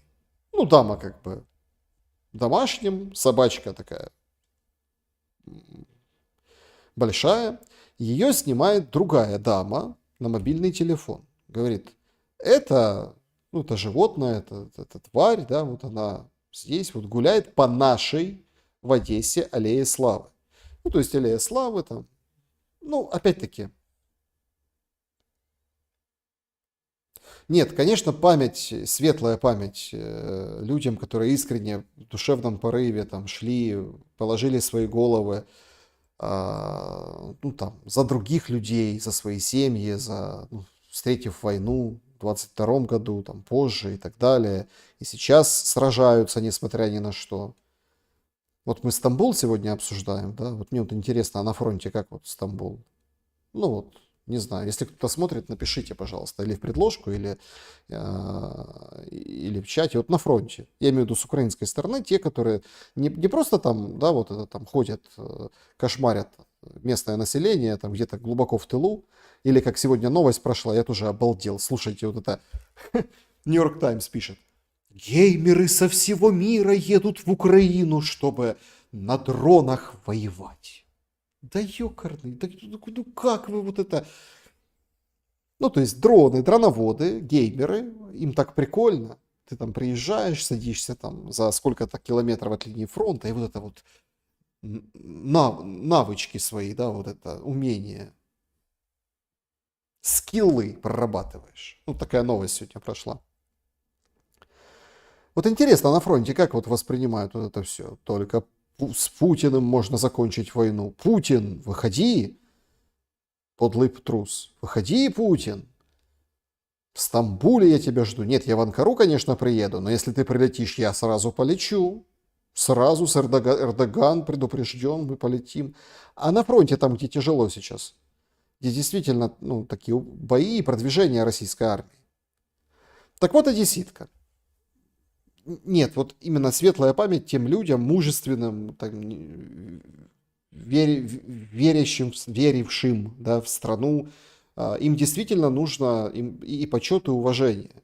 То есть, которые пошли вот это добровольно там, и борются сейчас, и стараются, у которых там солдатский дух.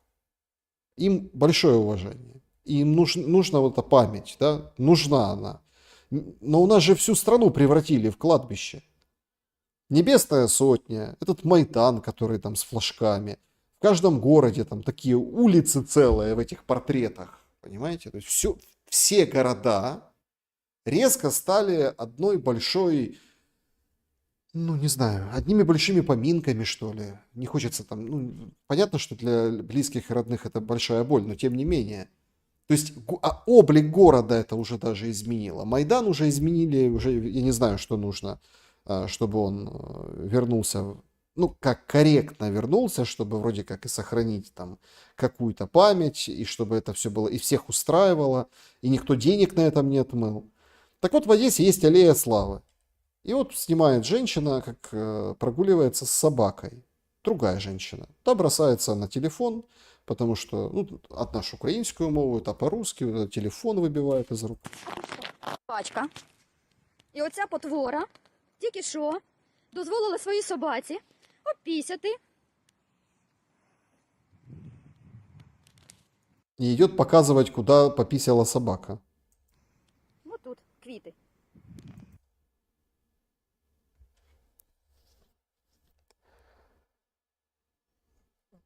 Позволила пописать собаке. Вот здесь цветы. На аллее славы. Ім'я, фамілія, погань. То есть тут она обращалась, видимо, к подписчикам. Это все в сторис, интернет. Это вот пописала собака, там, да, позволила. Имя, фамилия, погонь. Это вот она там на безопасном расстоянии, так сказать. Ім'я, фамілія, кажи, прізвище. Прізвище кажи, щоб всі знали героя Одеси. Чума. Можу, я говорю на російською. Овца конченая.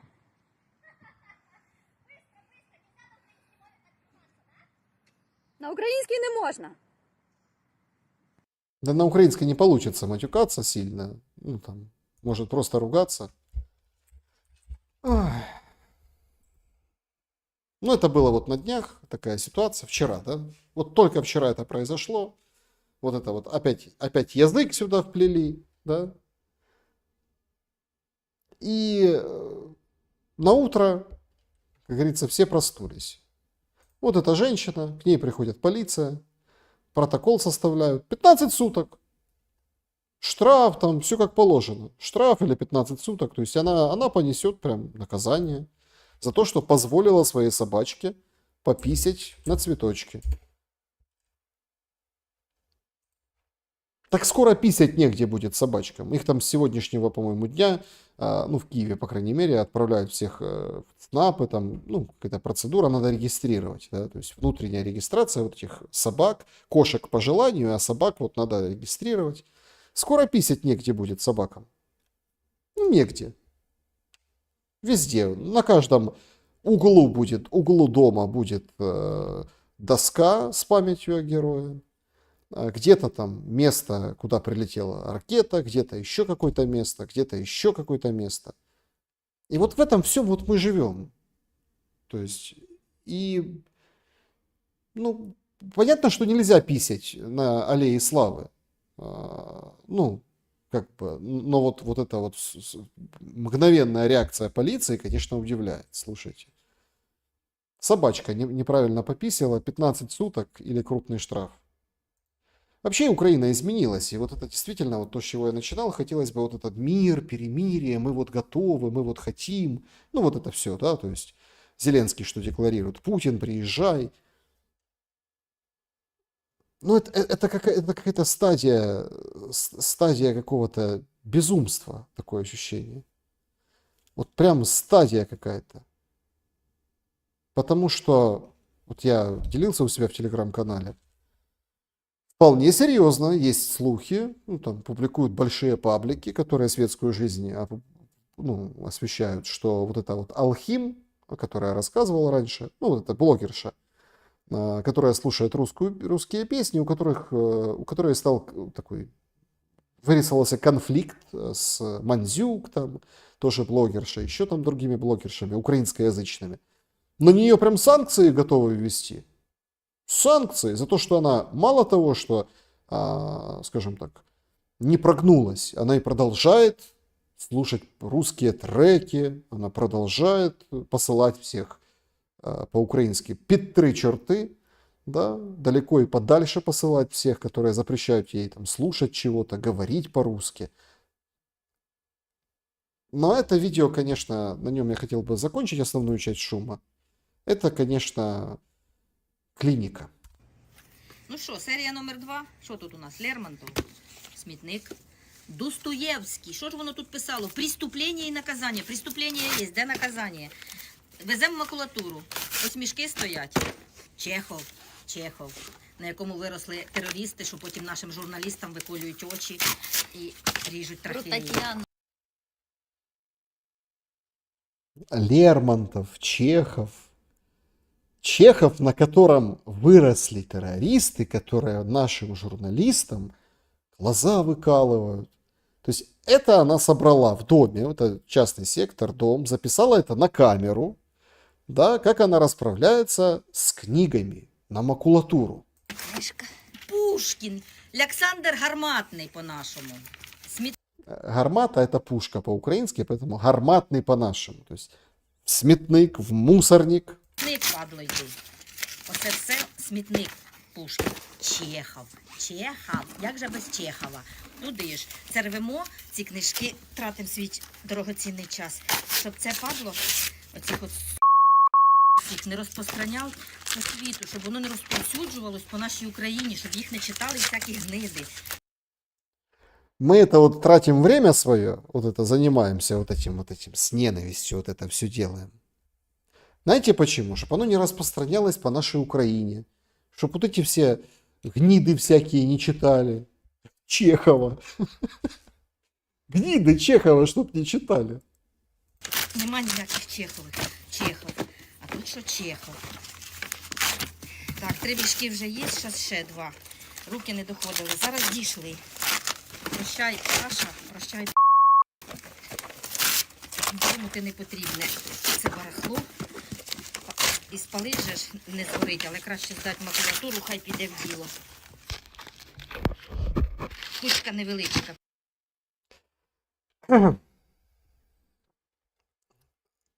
Она права, кстати. Ну, напишите в комментариях, что вы думаете по этому поводу.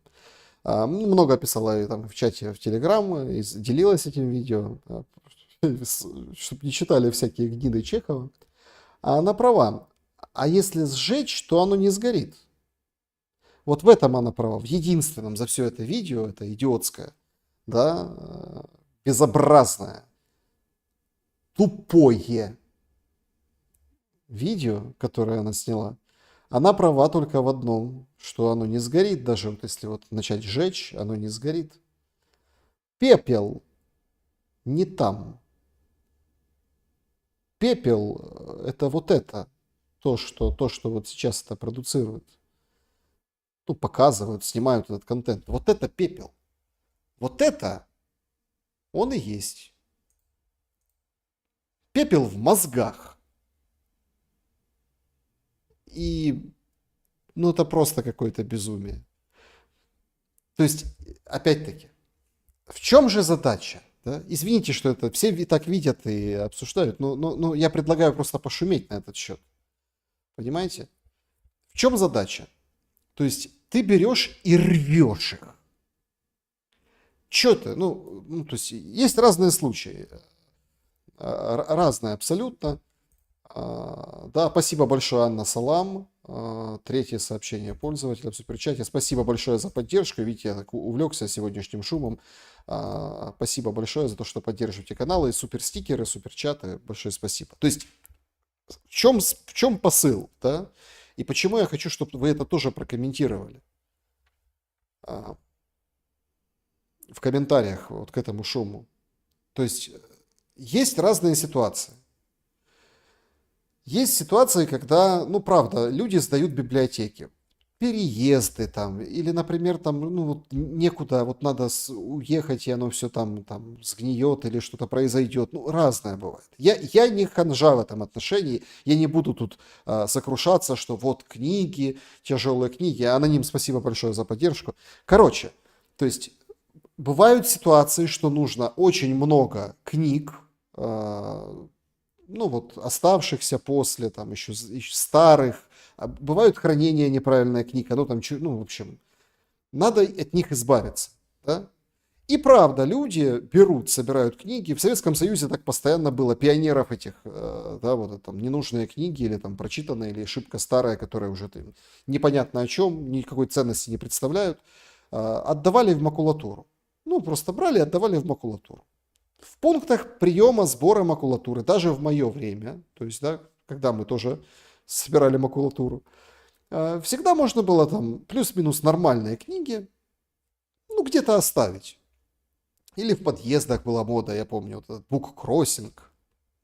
Прям в какую-то квартиру я переезжал, даже уже такой был взрослый, там, ну, чуть моложе, ну, как бы взрослый, там действительно в подъездах стоят книги.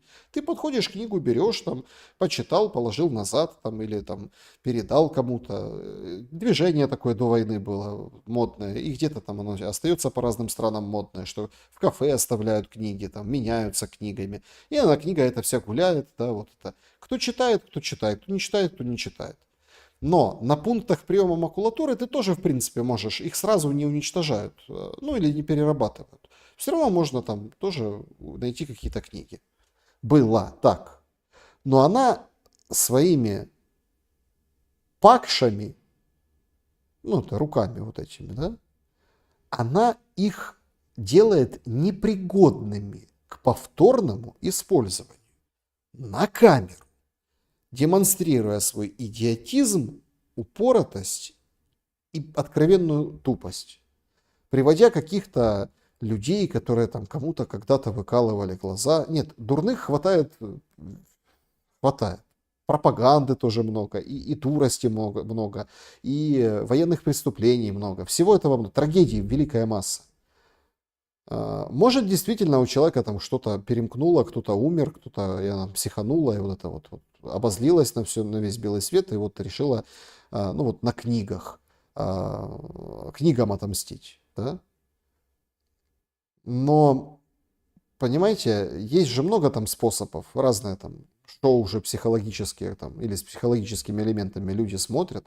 Выйди в поле, покричи, не знаю, там, возьми камень какой-то, бросай в воду, там, выбрасывая свои проблемы. Вот она решила вот Достоевский, Чехов, вот это вот все, вот так вот издеваться. Я понимаю, что сейчас, понятное дело, что там все в электронном виде, по большей части оно перекочевывает. Но книга, она имеет свою историю, свой шарм, да, свой срок пригодности при нормальном хранении, но и свою какую-то такую, свой подлинный смысл.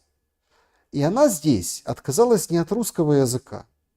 Она здесь не от русского там, писателя отказалась, не от произведения отказалась. Она отказалась от ума вот в этот момент. Потому что она решила, эта женщина, как бы унизить Чехова, Достоевского, Пушкина, Гарматного. Ну, а унизила себя. Да. Значит, Шелест, ты читаешь комментарии. Да, вот сейчас перехожу читать комментарии. Всем большое спасибо, что вы их пишете, конечно же. Значит, пусть европейцам морда бьет, они Чехова и Достоевского очень любят и читают с уважением Бавария. Да, Жанет, да, в том-то и дело. С удовольствием читают в переводах и без переводов, языки учат. Поэтому... Значит, по РУ-ТВ сказали, что это был сбор макулатуры на ВСУ. Может, притянули, конечно, за уши, но передача на украинском ТВ, что был сбор макулатуры в Днепре на нужды ВСУ. Точно был, и вот совместили два сюжета. Смотрите, это могут придумать все, что угодно. Я хочу, чтобы мы пошумели. Ну, опять-таки, а какая разница? Сбор макулатуры на ВСУ. Ну, это подождите. Значит, ну, у нее-то посыл был, чтобы книга эта не распространилась, понимаете? Книга не распространилась, чтобы произведение не существовало, а не то, что там взять макулатуру и, значит, ну вот, чтобы взять макулатуру, сдать и копеечку получить, и копеечку там отправить на ВСУ, на носки, не знаю, там термобелье или какой-то еще, не знаю, там, кипятильник какой-то. Артем Синько, объясните, пожалуйста, откуда у нее столько книг. Ну, смотрите, ну так... Она же не без роду, не без племени. Она же не без роду, не без племени. Это означает, такие библиотеки, значит, такие библиотеки собираются, ну, там, поколениями, там, ну, хотя бы 2 поколения, имеется в виду, там, бабушка, дедушка, родители.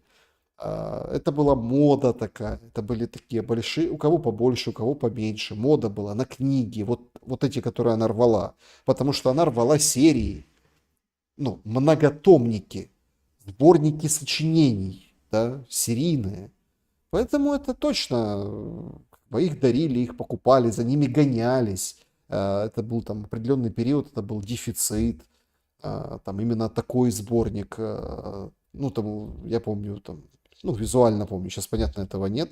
Там Достоевский, вот этот многотомник, Толстой стояла, вот эта вся красивая, там, «Война и мир», да. То есть, ну, Чехова было поменьше, ну, 2 таких толстых книжки было Чехова, тоже какой-то сборник из 2. То есть, это покупалось сборниками и читалось. Так, давайте, друзья, подведем итоги нашего сегодняшнего опроса. В каком формате пройдут переговоры в Стамбуле? 3% встретятся первые лица плюс остальные. По 29% будет срыв, кто-то не доедет вовсе. 29% же все приедут, рассорятся и уедут. То есть, ну, результата не будет, если будет срыв. И, то есть, видите, как почти 60% считают. Ну и 39% номинально победитель, что будут все-таки встречи делегаций. Вот и мне кажется, будут встречи делегаций. Вот эта вся шумиха, этот весь топорный перформанс «Квартал 95», он останется в стороне. Очень тихую, значит, такую группку отправят, без Ермака, Сибиги. Хотя, в принципе, по идее, должен быть Ермак и Сибига. Но, тем не менее. Значит, и будет, ну, смотрите, потому что очень важный момент. Если мы попытаемся каких-то, ну, вот здесь Артем Синько пишет, получается она из интеллигентных кровей. Ну да, ну не то, что... Нет, не получается. Смотрите, у меня был дед по материной линии шахтер. Вкалывал очень серьезно, прям шахтер был. без такого образования какого-то, да, то есть, ну, какой-то там у него, не знаю, ПТУ какой-то, что-то очень простое, техническое. Но у них дома, на улице, у единственных стояла пианино, выписывались все вот эти журналы, литературные газеты, книги покупались, то есть он любил читать. Это не обязательно должен быть какой-то интеллигент, да, то есть по роду, происхождению. Это мог быть и обычный работяга. В этом-то и смысл был, да, что ты можешь себе позволить обновлять библиотеку, покупать, читать, меняться. То есть это было свое движение. Не было же вот таких вот информационных технологий. Хотя оно, конечно, не заменяет одно другое. Но то есть это не обязательно учительница или там какие-то там ученые или какие-то там интеллигенты. Это вполне себе были такие работяги, которые читали. Их было единицы. Ну, может и не единица, ну там какой-то ощутимый, но какой-то процент. Не все, понятное дело, были тогда, но много достаточно. Вот такие, как мой дед, например, по материной линии, вот они спокойно вкалывали в шахте и пополняли себе библиотеки и собирали эти библиотеки, которые потом от отца доставались, там, матери, ну и дальше, да, то есть. Так вот, если мы увидим, ну то есть смысл главный всего, отбросив мишуру, посмотреть в глубину. Два варианта должно быть. Или заработает переговорная группа прямая, или не заработает. Вот давайте отталкиваться от этого. То есть или заработает, или не заработает. Потому что если она случится и заработает сейчас, есть шанс на то, что война будет не спадать. Так или иначе. Потому что, еще раз, я не просто так вам приводил военных. Сидя в окопе, да, и вот это вот все переживая, когда на 4-м году войны, да, у тебя там начала работать переговорная группа прямых переговоров, да, и США наблюдают, Россия и Украина, это уже немножко все равно другая война, и она все равно будет идти на спад, и плюс еще будут пытаться о чем-то договориться. Да, это Минск, который Путину не нужен. Да, это не спасает Украину от идиотов. Да, это цементирует в какой-то мере власть Зеленского. Но цементирует, пока будут переговоры. Все-таки лучше, чем такая война, ну, для народа обычного. Лучше все-таки, пускай переговоры и какие-то там, да, эксцессы или там километры 15 туда, 15 туда, буферные зоны и договоренности. Мне так кажется. Ну, это с точки зрения человечества, ну, человеколюбия. А с точки зрения Путина, конечно, нет. Потому что, давайте будем откровенны, ну, не будем выдумывать какой-то велосипед, я не собираюсь там ни с кем, ну, по крайней мере, в нашем эфире, в нашем шуме, ни с кем там чем-то заниматься, какой-то ерундой. С точки зрения людей, лучше, конечно, и я на этой позиции нахожусь, остановить войну. Но с точки зрения ситуации, которая на передовой, как бы вам там ни рассказывали, что Россия завтра развалится, Путин умрет, российская армия вообще непонятно, что из себя представляет, и не захватила ни одного крупного города, ну, значит, захватит. Понимаете? То есть, потому что вот эту историю, это вот сейчас называется войну сбить на каком-то излете, когда у ВСУ больше проблем, чем успехов, у российской армии больше успехов, чем проблем. Ну, вот такой период, такая синусоида, да, то есть, и вот сейчас это сбивается переговорами, поэтому мы что не знаем всей информации. И Зеленский знает, не знает, тут сложно сказать, но у него знает больше. А по сути-то, наверное, западные партнеры, они как бы так прикинули и поняли, что не надо заканчивать. И не только потому, что США не хотят война Байдена, а не Трампа, а потому что может быть большой разгром, который Трампу тоже не нужен с точки зрения его позиционирования как миротворца. Поэтому будут договариваться, какие-то территории, где-то пробовать, какие-то проекты, а вот здесь давайте совместненько, как там Запорожская АЭС, все равно это придет к какому-то совместному проекту, вот посмотрите, там те не отдадут, те не упрутся, а вот здесь вы отступите там, с Харькова, а вы отступите там, с Донецкой области, ну, может быть, агломерацию Краматорскую нет, ну, почему, вот такие будут такие примерные торги по Виткофу, потому что глядя на Уиткофа и Келлога, я больше верю Уиткофу, который четко говорит, вопрос территории обозначает, четкие параметры, да, никому не будет выгодно, но мы вот предлагаем. И Келлог, который санкции из ада, ультиматумы, ни к чему вообще, ни о чем. Значит, Троещина, привет. О, привет, Троещина. Село или район Киевский, очень интересно. Спасибо большое за приветы. Значит, Курская, Белгородская. Смысл было воевать 3 года, уничтожить страну и прийти, с чего начали. Ну, смотрите, это вы с позиции украинской стороны говорите. С позиции российской немножко не так. Ну, немножко не так. Как это? Там есть набор действительно таких. Кто помнит журнал «Газету» Надежда Петрова? Ну, кто-то помнит, видите. Напишите, кстати, кто помнит, очень интересно. То есть, смотрите, какая штука. Азовское море внутреннее российское. Ну, достижение. Достижение, что бы не. Там какие-то сухопутный коридор. Опять-таки, ЗАЭС посмотрим. Ну, то есть, там есть, можно это все. Курскую область, благодаря корейским товарищам, вместе плечом к плечу. Да, вот хорошо. Луганская Народная Республика, там, 100%, да. Донецкая, ну, например, там, 75%. Я гипотетически, там, это не то, что там я там чего-то, какой-то инсайт. Гипотетически 75%, то есть 2/3, там, 3/4. Все, смотри, как хорошо.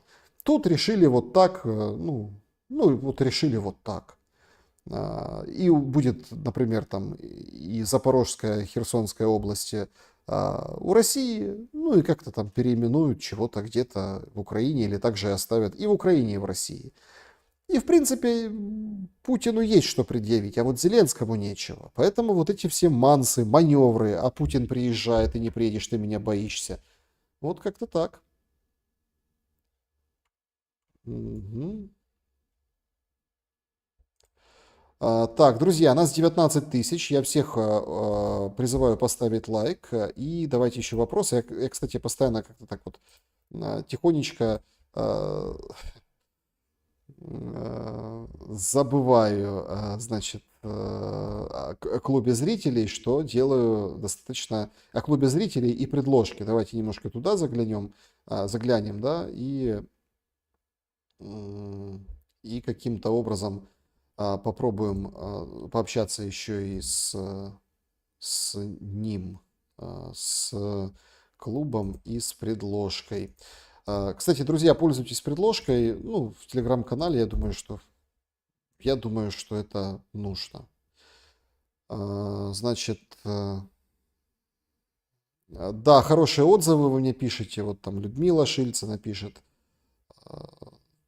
Там про единое мышление. Спасибо вам большое, очень приятно. Значит, есть, сбрасывают, просят прокомментировать. Смотрите, не могу, значит, не могу пока это комментировать, потому что, понятное дело, это сейчас появится, что это ИПСО. И речь идет о там 23-й, по-моему, бригаде, да, о том, что там... Ну, там, в общем, издевались, в яму бросали над сослуживцами. Это про ВСУ идет.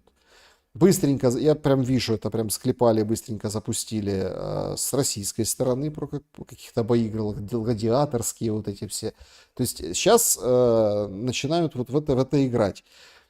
Опять-таки, война, люди, подразделения разные, опыт разный, но... Это очень важно. То есть, почему сейчас начали в это играть? Потому что, наверное, близится обмен пленными и некие гуманитарные вопросы. Это очень косвенный, возможно, мной надуманный, вы со мной не согласитесь, но это тоже признак какой-то развязки. Потому что начали всплывать вот эта вся подноготная, да, о том, как обращаются командиры, как там чего где, а какие там отношения, уставные, неуставные. Это тоже такой признак такого практически конца. Да, друзья, значит,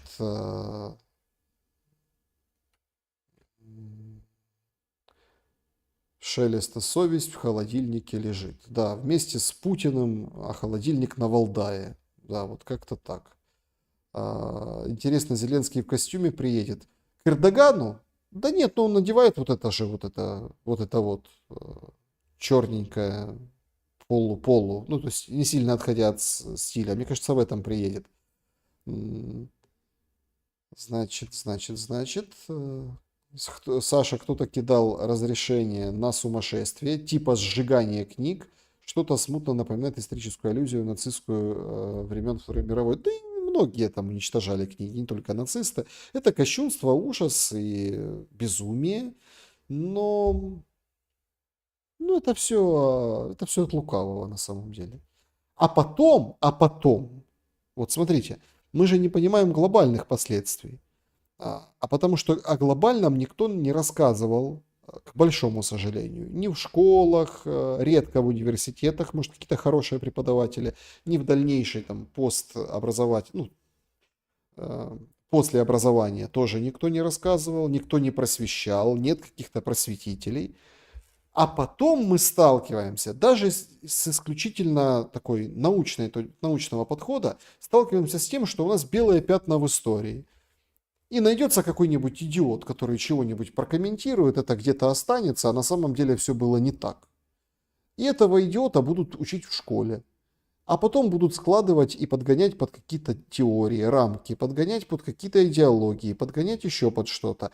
А книги, изданной в этом году, например, или там об этом времени, но в каком-то там таком году, ее не будет. И тут речь не только там о Чехове, художественной литературе, а еще и в принципе о литературе, потому что и через художественную литературу можно тоже понять многое о том времени, о котором Зеленский писал.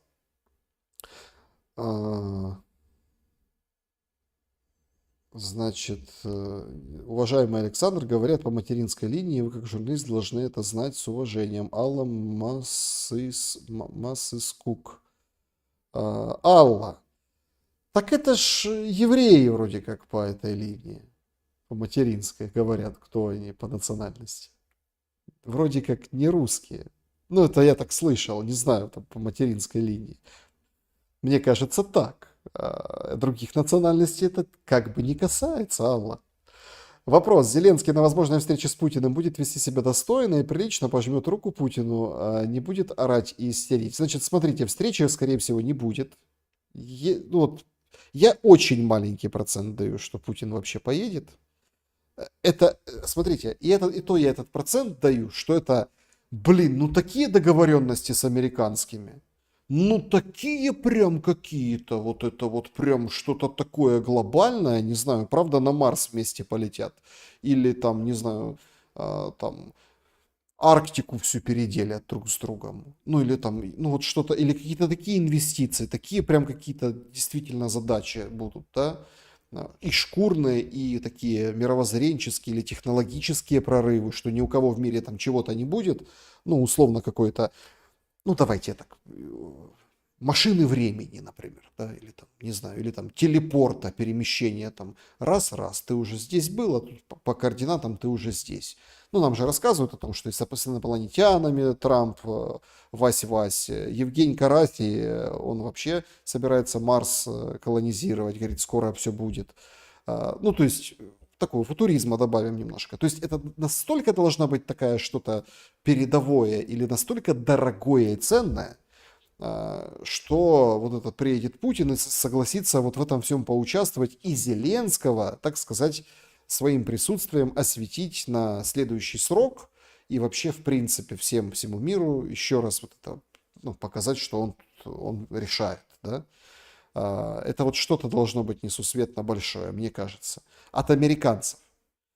Или второй вариант, это вот так они на троих приедут и примут капитуляцию у Зеленского. Но это тоже не вариант, Зеленский как бы, это тоже, это очень смешно. Путин приезжай, Путин меня боится, приехали с Трампом, Трамп, Путин и Зеленский сели, и Зеленский дает приказ выводить войска из Запорожской области и Херсонской тоже, не вступать в НАТО и все остальное. Так тоже вряд ли, так читается. То есть таких вещей, требований, да, добиваются. Добиваются вот на поле боя, в принципе, медленно, но как бы идут, и россияне вот этого добиваются от Украины. Понимаете? То есть вряд ли вот это вот на троих. Поэтому я не вижу смысла в этой встрече на троих. Но если она будет, и в первом, и во втором случае, то есть или там капитуляция, или какой-то, не знаю, подарок Трампа Путину, какие-то перспективы, на что он вообще готов эту всю войну обменять и плюнуть, и забыть, и забить на Украину, то Зеленский будет себя вести как заинька. То есть перформанса сделать не дадут. Опять-таки, Путин, Путин Путиным. Турки говорили вот буквально сегодня, что формат встречи закрытый. Все, закрытый. Камер не будет, ничего не будет. Все вот это вот раз, закрытый. На закрытом формате встречи делегаций, или там, ты ж там не выступишь, как в овальном кабинете. Ты ж не бросишься там впиваться в горло Путина. Это смысла не имеет. Это раз. Во-вторых, на закрытом там по почкам могут дать. Причем сами же турки, которые обеспечивают безопасность, понимаете? Потому что этого никто не увидит, никто об этом не узнает.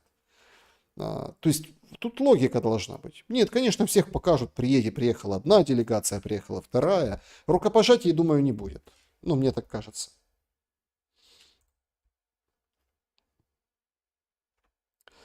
Путин еще даже с Трампом не встретился, только представители, какой нафиг Зеленский. Это справедливое замечание, я его упоминал. Вы правы, шелудивый пользователь так себя назвал. Вы правы. Это тем более с Трампом. Первая встреча вместе с Зеленским. Нет, это unreal с точки зрения политики. Лилия Скрипниченко, скажи о Луганске сегодня. А что сказать о Луганске сегодня? Что вы хотите, чтобы я сказал о Луганске сегодня? С Луганск. Сегодня. Александр, как вы считаете, будет наступление России во время переговоров или после? Да, Financial Times сегодня писала такое, что вот вообще будет после, имеется в виду, будет срыв. Мне кажется, опять-таки, а что мы считаем наступлением? Наступление идет, оно не останавливается, это раз. Некое большое что-то может произойти исключительно в результате обвала фронта. Обвал фронта может произойти из-за отсутствия оружия, раз. И вторая тоже немалозначимая причина, вот серьезно, все, конечно, отметают, говорят, нет, боевой дух нормальный. Вот когда переговоры войдут в рутинную стадию, в такую, надоест воевать, плюнут уже и будут не так воевать на передовой. Я имею в виду вооруженные силы Украины. И появится шанс какого-то прорыва. То есть наступление вы, наверное, подразумеваете какой-то прорыв, удар глубоко или какое-то масштабное окружение, или вот что-то такое, вот событие какое-то, там, рейд какой-то очень глубоко. Это возможно после. После. Причем, смотрите, еще один сценарий, который очень важен. Мне так видится. Они могут 15-го не встретиться, они могут встретиться позже. 17-го, то есть посмотрим. Я вам тут подготовил еще кучу, кстати, с Саудовской Аравии, как Трампу привезли Макдональдс, как там он не пил гахву, это кофе. То есть интересных много моментов, но сегодня много, видите, вот об Украине и вот этом дурдоме, который происходит. Но, тем не менее, спасибо большое, что это правда важно. Да, я думаю, что мы сегодня пошумели о важном. Саша, согласен ли ты с тем, что украинцев и россиян снова объединит лишь Российская империя, а не Россия? Технематик, пользователь. Спасибо за эту мысль. Спасибо за эту мысль. Она, знаете, раскрывается в... это все как бы теория. Мы теоретизируем. Она раскрывается в будущем пространства и вообще, или политического субъекта, почему и нет, Российской Федерации в переформате ее, официальном переформате в Российскую империю. с присоединением Беларуси, может даже Грузии, почему бы и нет, может каких-то там других регионов, ну кто где, из соседей, да, то есть вот это поглощение. Ну даже этих там 3 будет достаточно. И тогда, мол, будет империя, и тогда это будет на каждую из этих территорий, ну, своя самобытность, понятное дело, да, никто не будет управлять там грузинами или белорусами, будут там генерал-губернаторы управлять, как раньше. Есть такие прям выкладки, да, что и тогда, вот если это не будет вот этого, ну, скажем, поменяется мысль политическая, не будет вот вот этой игры в демократии, какие-то там международные там какие-то отношения, это все ломается сейчас. Не будет в эту всю там, международное право, да, а будет вот построено некое государство, и все там будут жить, и всем будет тогда хорошо.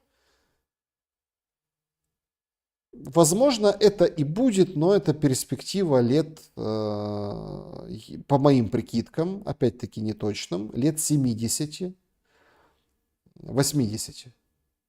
Лет 70-80. Что-то подобное может образоваться в случае, ну, если не будет, ну, я думаю, что там с других флангов России пока ничего не угрожает, даже там этот Кавказ, исламская история, то есть мигрантская история, это все переваривается пока, если там не будет какой-то в пищеводе камень, да, ну, какой-то такой. Ну, ну, с этим пока борются успешно, имеется в виду там всякие экстремисты, вот эти нехорошие течения ислама там, или другие организации. В том-то и дело, что Украину не переваривают как вот инородное что-то. Вот я вот на этом хочу акцентировать внимание. Вот даже вот там те территории, которые оккупированы сейчас у Украины, да, забраны, их не надо переваривать. Люди не могут понять, они тут рассказывают про какое-то партизанское сопротивление, о том, что вот мы сейчас тут центры поставим, Россия как все захватит, она не сможет управлять. Не нужно много усилий для переваривания. Вы когда едите там, не знаю, какую-нибудь там конфетку, вы ее быстро переварили, а когда там какой-то, ну что-то такое, там какую-то капусту, она у вас долго переваривается. То есть разница большая. Украину долго переваривать России не приходится. И Беларусь тоже, кстати. Но Беларусь не проглотили только по другим соображениям. Есть много конспирологии на эту тему, но, конечно, роль Лукашенко здесь ключевая. Что такое Зеленский, чтобы с ним встречаться адекватным? Ага, со мной спорят, что 7 лет и будет восстановлено. Не 70, а 7. Ну, я с вами не могу спорить. Я сказал свои ощущения и понимание витков истории. Так, Шелест, ты знаешь, что все годы существования СССР Украина была дотационной республикой, и Грузия тоже. Вы будете опять камнем на шее России. Вы знаете, я не хочу с вами спорить. У меня есть аргументы, чтобы как бы разбить ваше утверждение. Особенно вот по все годы СССР, вот это вот все существование. Не хочу просто там, может быть, как-нибудь там с Костем Бондаренко поговорим, или с кем историком с каким-нибудь, да, например, или там с Станкевичем. Ну, может, даже на днях задам этот вопрос. Не хочу просто вот без исторических дат, там цифр каких-то, плана продразверстки, начиная от плана продразверстки, заканчивая там вот этими всеми Днепрогэсами и всем остальным. Не хочу. Я хочу вам сказать о другом. Вот это ведь тоже очень опасная манипуляция. Я просто с Донбасса, я это вот постоянно слышу. Одни говорят, что там Донбасс был дотационным, нафиг он нужен был. А потом такие кинулись, ой, а редкоземельная там в основном на Донбассе. Ой, а там же шахты, оказывается, вот эти убыточные дотационные, они там чего-то приносили, а у нас теперь этого нет. А теперь где брать, везти из ЮАР. ну, например, ну, дурдом.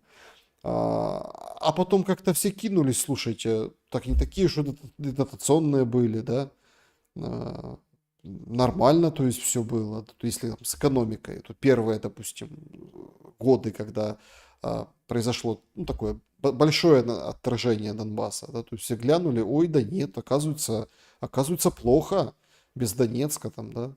То есть я вот слышал эту постоянную историю. Давайте откажемся от этого. Просто вас прошу, как бы, ну вот, потому что оно на поверку не срабатывает. Абсолютно не срабатывает. Вот вы говорите камнем на шее, вы говорите, а другие вам скажут, так и поэтому и война идет, потому что если условно Украину отдать на Запад и превратить... Вы думаете, вот тоже, вы думаете, что если бы Украину отдали на Запад, ну, вот русские плюнули, сказали, ой, слушайте, да ну ее, там, эту Украину, ну и вообще, ну их этих, пускай идут туда, пускай идут тут. Мы там в Украине грезили второй Польшей, что дадут миллиарды денег, мы тут все построим, распилим, допилим и будем жить тут такие все припевающие в Евросоюзе, как новый член, каким была Европа, Польша в Европе, да, то есть и будет круто. И вот все думали о такой судьбе. Ну, гипотетически, а русские не против, да? У нас бы не была вторая Польша. У нас бы была бы вторая Прибалтика с скажем, индустриализацией, да, с точно такой же там дебилизацией, вот точно с таким же там то есть мы все бы переформатировали. Вот в этом-то проблема. Этого никто не хочет понять. И есть мнение, что как раз-таки наоборот Россия не может отдать Украину, потому что она тогда потеряет больше, чем даже теряет во время вот этой войны. И санкций, и людей, и всего остального. Причем это такой исторический и там, даже где-то ментально-духовный подход. Потому что условно потеряв Украину, потеряв там, например, Беларусь, да, во время, когда Лукашенко сбрасывали, Россия бы, во что-то другое превратилась. Поэтому тут такой момент. Тут очень такой тонкий момент. И камень на шее здесь абсолютно не аргумент. Ну, во-первых, начнем с того, что давайте так. Это очень важно. Посильная ноша для бюджета России, для всего. Запад будет потреблять людей на войну, и скоро там никого не останется. Так. Саша, спасибо за шум, спасибо за эфиры. История с собакой и книгами — это просто дно. Мир когда-то настанет. Украина с такими тетками делать что будет? Они быстренько перекрасятся. Посмотрите. Значит, Россия заберет свои земли по Днепру и на Одесску, Николаев, остальное разделить на удельные княжества. Ой. Посмотрим. То есть это дело такое. Удельное княжество там заберет. Не получается забрать. Не получается. Без мозгов, без идеологии. Вот это вот ваше ЛК-пользователь, который пишет: камнем на шее Украина была у СССР. Да? То есть вы ничего не заберете. Никто ничего не заберет. Вот как вот Донбасс Украина не смогла реинтегрировать в момент вот этих минских договоренностей. Потому что, нет, конечно, официальная украинская идеология это в том, что из-за России. Конечно, из-за России. Но так, если разобраться, то из-за вот этих языковых вопросов, из-за других вопросов, это абсолютно, антагонистическое поведение, да, одних и вторых. Хотя ездили, пробовали договориться, не договорились, потому что произошли кардинальные изменения в стране. Точно так же и в большом масштабе, там, Россия и Украина, в большем масштабе, такая же история. Поэтому это не вопрос. Стамбула 3 уже не будет, это последняя попытка договориться. Я думаю, что будет. Почему не будет? Будет, но, например, там, когда будет по Днепру, тогда будет Стамбул 3. Будет. И 4 может, кстати, быть. Вы посмотрите. Я думаю, что все-таки пойдут по этому пути и создадут вот это вот такой Минск-3, там, да, вот такой, типа, Стамбул-2, и вот там будут в рамках него встречаться, чего-то договариваться, будут пытаться заболтать, затягивать. Вопрос только, что получит Путин с этого. Вот мы не можем ответить на этот вопрос. Потому что если он ничего не получит, и его там в очередной раз обманут, ну, не знаю, мне кажется, этого не будет. Он должен что-то получить за это, если он пойдет на вот эту удочку, клюнет на на этот крючок. Александр, есть инфа, что где Карасев? Созванивался с Вадимом Юрьевичем буквально перед нашим эфиром, все будет хорошо. Он борется, сегодня был там очень интересный суд у Порошенко. Ну, используют как прецедент, потому что это борьба с санкциями, да? Адвокаты именно юридически используют. Он молчит, потому что судится. Пока, то есть лучший период такой, да, вот как там он проторит дорожку, Крюкова, там придут первые какие-то нормальные процессуальные действия. Все в порядке, не верьте, там пишут всякое, вот, Карасева, там что-то с ним случилось. Все у него нормально, насколько может быть нормально под санкциями в Украине. Все хорошо, как только придет время, обязательно выйдем в эфир.